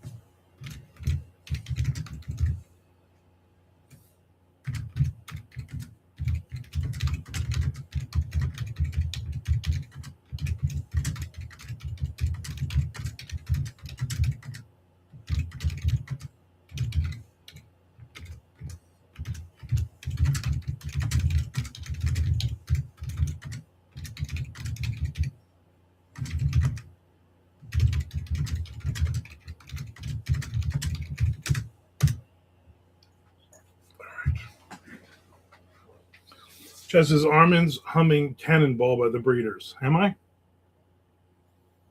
Am I? Was I? Probably. Nick says I should be watching the Danny Trejo show tonight. Can't remember what else is before it. Yeah, that's I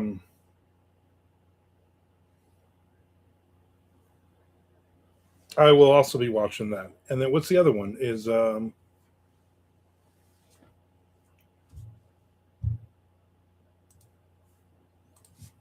I gotta look.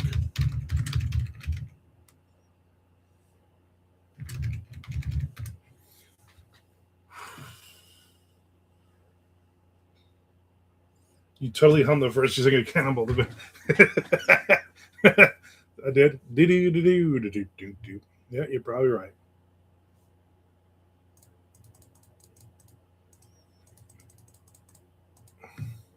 So it just looks like tonight they just got a bunch of Mysteries on Earth with Danny Trejo, and then Ancient Aliens is on at 10 o'clock.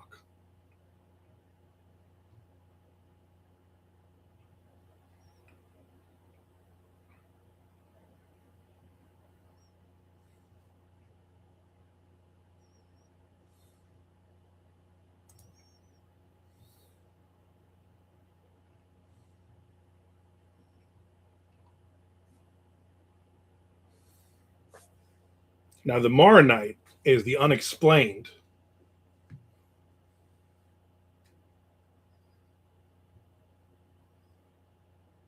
And then Monster Quest is on at 10. I think the Dan Aykroyd one is coming back next week. I believe so. And I also think the David Duchovny one is also coming back.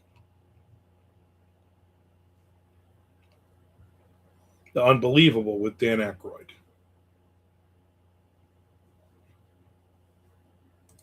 Unbelievable.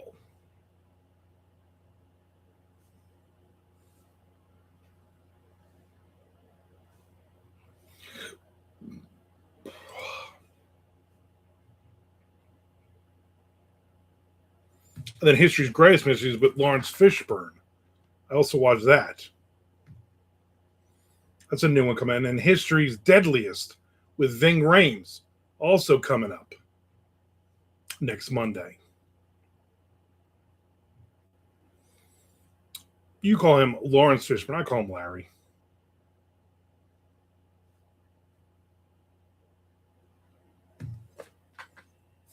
Or is that tomorrow? I can't keep track of all of them.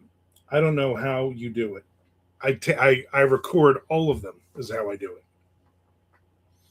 I'm like, oh, we're up to 147,000 recordings. We should watch some of these. A new Swamp People starts next week as well. I haven't really actually watched that in a while.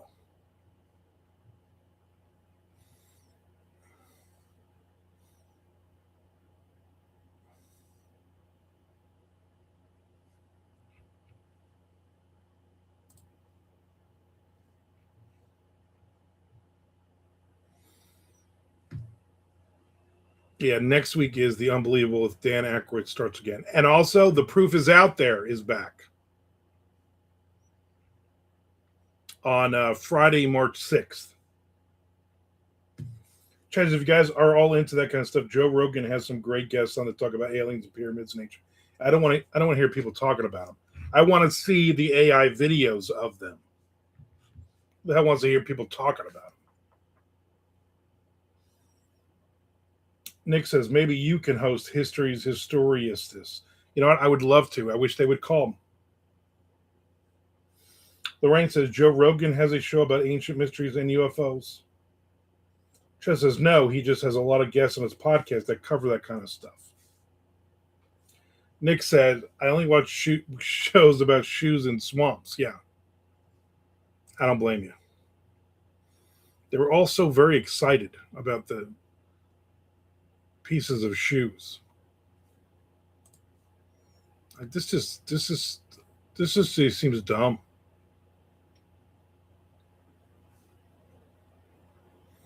Apparently, they're going all in on American Pickers, that show. I think they got like 3 more shows about that now. No, thank you.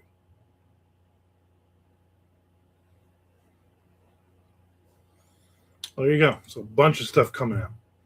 Remember when the History Channel used to be about history? Yeah, I don't either.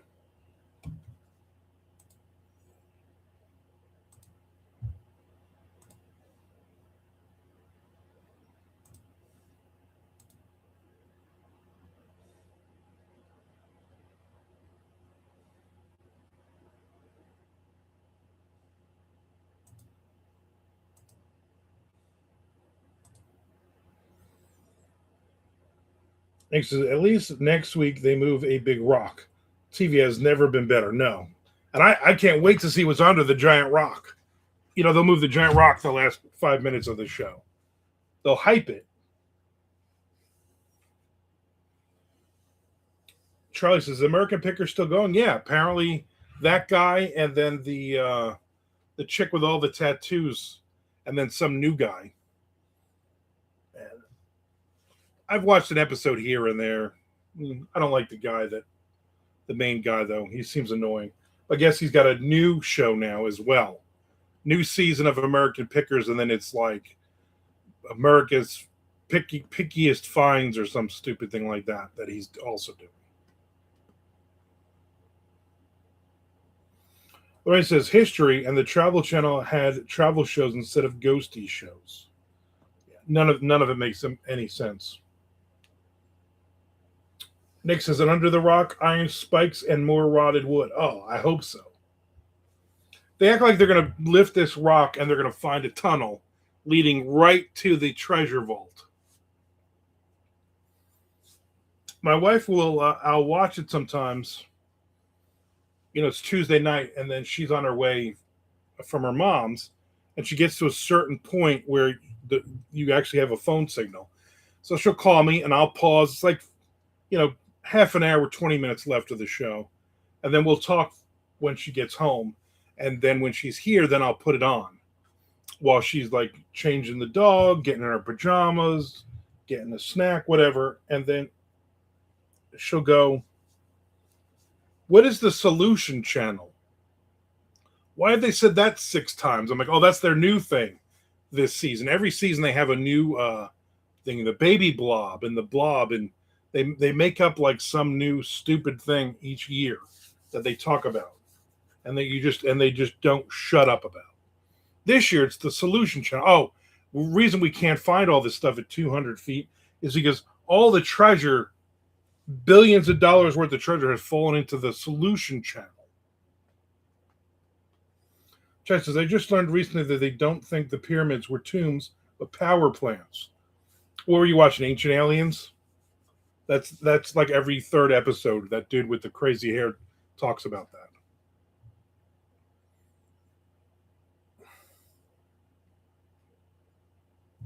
All right, so they never actually find anything on these types of shows. I blame Geraldo Rivera and his search for something about Al Capone back in the day in a cell. I think he did find a bottle in the wall. Oh my God, that was huge. But here's the thing for ratings and stuff, like Oak Island has been like, this is like their 13th season or something. And the worst thing that they could do is immediately find the treasure. Because then you can't spread this out for advertisers and for everything else over all these years. My guess is in like season 1, the end, they found the treasure and they're like, all right, let's just put it in storage and let's just keep digging, because we're spending all this money, but we're also getting all this money. So this is a great money grab. The worst thing they could do is find something. Then your show is over. You might get another few episodes out of it, but you can't do another 10 seasons like that. The best one was when the treasure that Nick's trying to blow up Milwaukee to find. One of the things in that book, I forget what the name of the book. Nick can tell you what the name of the book is. One of them in there was definitely St. Augustine. And the treasure for those is in a clear little container. And that's, you find the treasure. And so they're in St. Augustine. Josh Gates is in St. Augustine, and they figure out where it probably is. And then we got something. There's something down here. So then they start to dig, and you see like the clear plexiglass. And then they cut to a commercial. And my wife's like, oh my God, did he actually finally, after all these seasons, find something? And then when you come back from the break, and it was just like a piece of like cardboard. It was like a piece of plexiglass or something. He didn't find anything. But it really, really suckered her. I thought, well, they finally found something. Nick says, The Secret by Byron Prius. Nick says, Tom Duffy is worried. Tom Duffy's probably in St. Augustine right now. Or he's still up in his attic. Chad says, never seen Ancient Aliens. I learned it on a few recent podcasts. I don't follow a lot of that stuff, so it was really interesting to hear the theories and see the evidence they had for said theories. You mean the evidence that they make up, kind of like the, there was a funny thing I saw where somebody's like, it's crazy. We're in 2026 now, and almost every single conspiracy theory we realize is now true. Except I'm sure all the flat earthers are really, really mad because that one is not true. And like literally that's the only conspiracy theory that is not true at this point.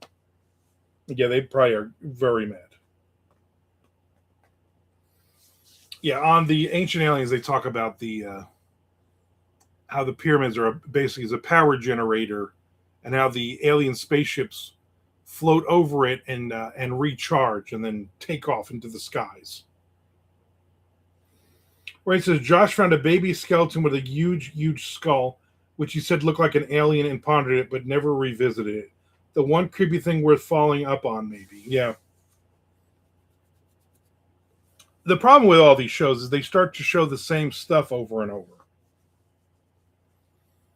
So like you're watching Danny Trejo one week, and then like 2 weeks later, the proof is out there guys are talking. They love talking about the Gimbal Patterson Bigfoot video, which has been, as far as I know, which is basically is a fake, or the Loch Ness monster one, which is a definite fake.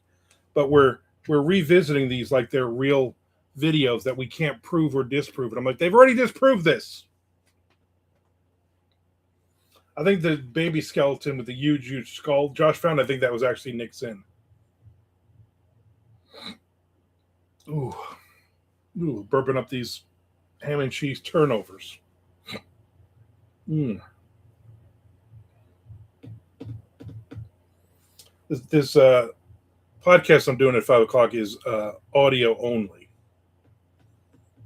They're gonna call me on my phone, dude. It's a phone one, which is gonna suck because I like to walk around when I'm on the phone. So I'm like, is this gonna? Am I gonna be able to just sit down? No.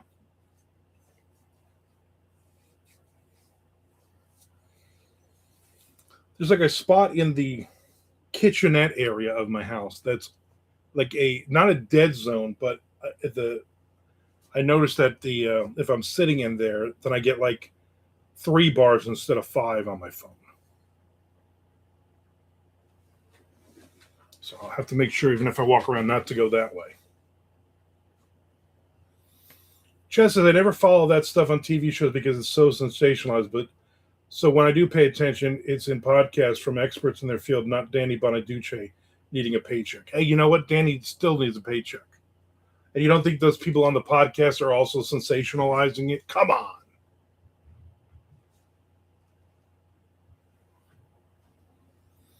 Again, I like to see their AI videos of the aliens and stuff. The pyramid, and then a spaceship hovering over the pyramid. 3 bars is a great feat around here. 5 bars, what? Yeah, yeah. We live in a civilized area, Lorraine, not the wilds of Georgia. Charlie says you can't line up podcasts. I forgot about that. My wife went. My oh, Mr. Spam Risk. But I'm next to Athens. I don't care how close you are to Greece. Doesn't matter. My wife on her way back from her mom's is usually like when she calls, I know she left like 20 minutes ago. And she's like 10 minutes from home because her mother lives out in the country. And there is no phone signal out there.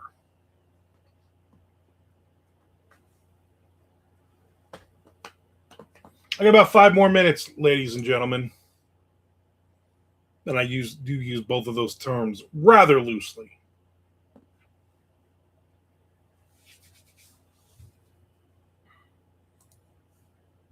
So you're up there in REM and B-52's country.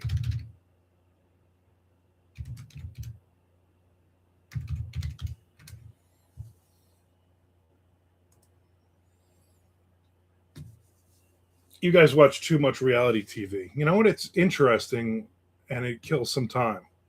Stop being such a stop poo pooing on people's enjoyments. That's really unbecoming.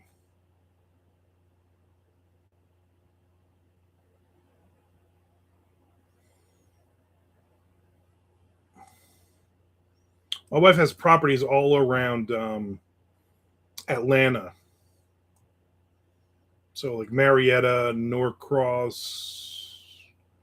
What's the other one where Walton Goggins is from. Can't think of where he's from.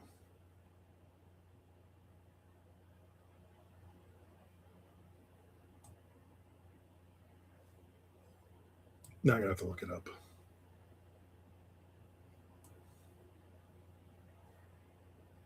Lithia Springs. That's what it is. Lithia Springs.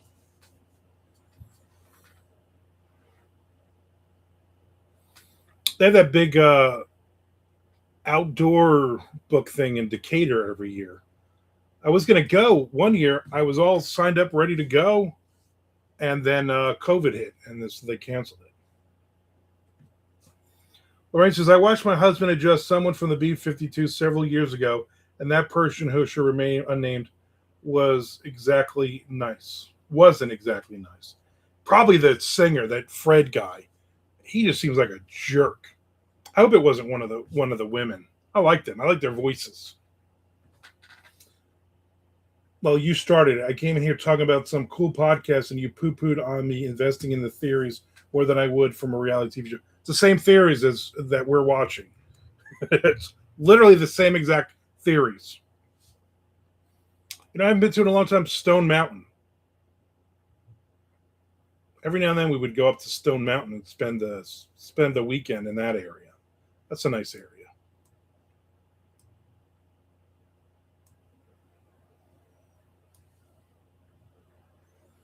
Has your husband ever touched the back of anybody in REM?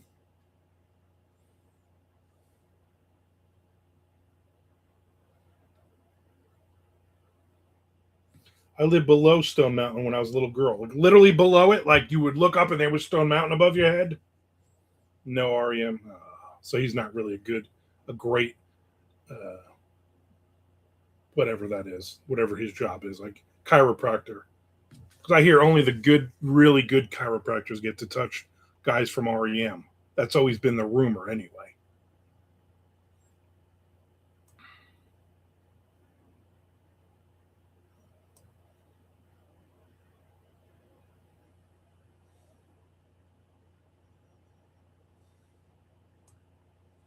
I think Chuck Buda goes right through Athens on his way from Knoxville when he drives here from MondoCon every year.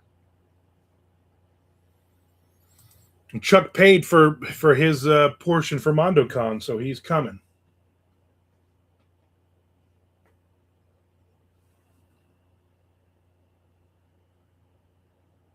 Lorraine said we would sit in the backyard with binoculars. Chad says it's not very becoming of you to poo-poo on people named Fred in horrible bands. Stop. I can't help it. I don't like that guy. I don't like his singing voice. I don't like his attitude. I don't like the look of him. Anything I've ever read about him, I read the Michael Stipe book, and he was very, very how great the women were in REM, and not a word about that guy, which makes you believe he didn't like that guy. For instance, they get together as a neighborhood to watch the fireworks on the mountain July 4th. That's nice. And then see all the ghosts of the Civil War people walking around. Where it says, we have another unusual Fred in Athens also. Must be a name thing. I hope your husband's not named Fred.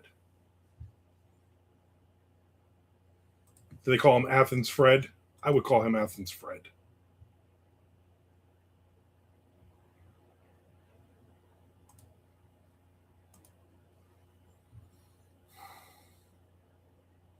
I got an invitation to be featured in the Half-Ass Book Club Spotlight.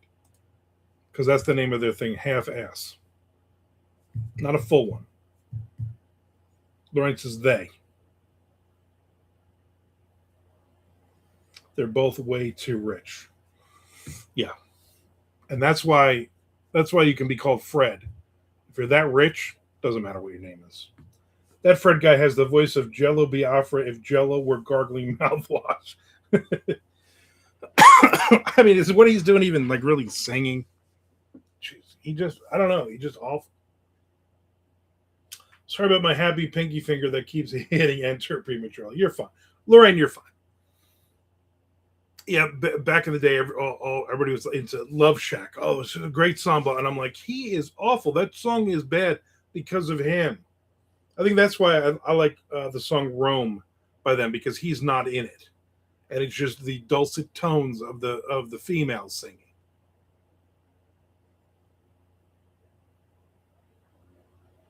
Like, I would hope if that guy ever came into your husband's chiropractic office, that your husband would permanently crack his back in half, throw him in the dumpster. Help all of us. Ooh, we're at the 2-minute mark. We're over the 2-minute mark today. Nice. Thanks for everybody hanging out with me today. All I like about this song is that it mentions heading down the Atlanta highway, because I've been down it so many times. There you go. Although the reality is stuck in traffic down the Atlanta highway would be more like it. I do really like that diner in Marietta, though. That's a good diner.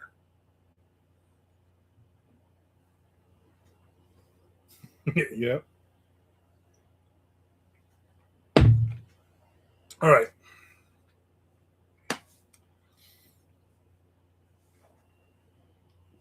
My wife went somewhere for lunch today with one of the maintenance guys that works up there.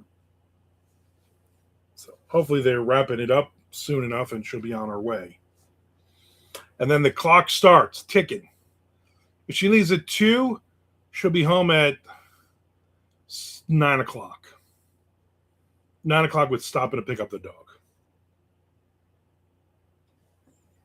Always is fun at Christmas time, all decorated. Yeah, that's a good diner, a really good diner in the South. I mean, I grew up in New Jersey, so it's all diners. Robert says just a few more chapters to go for the 3rd draft polish. Good luck with that.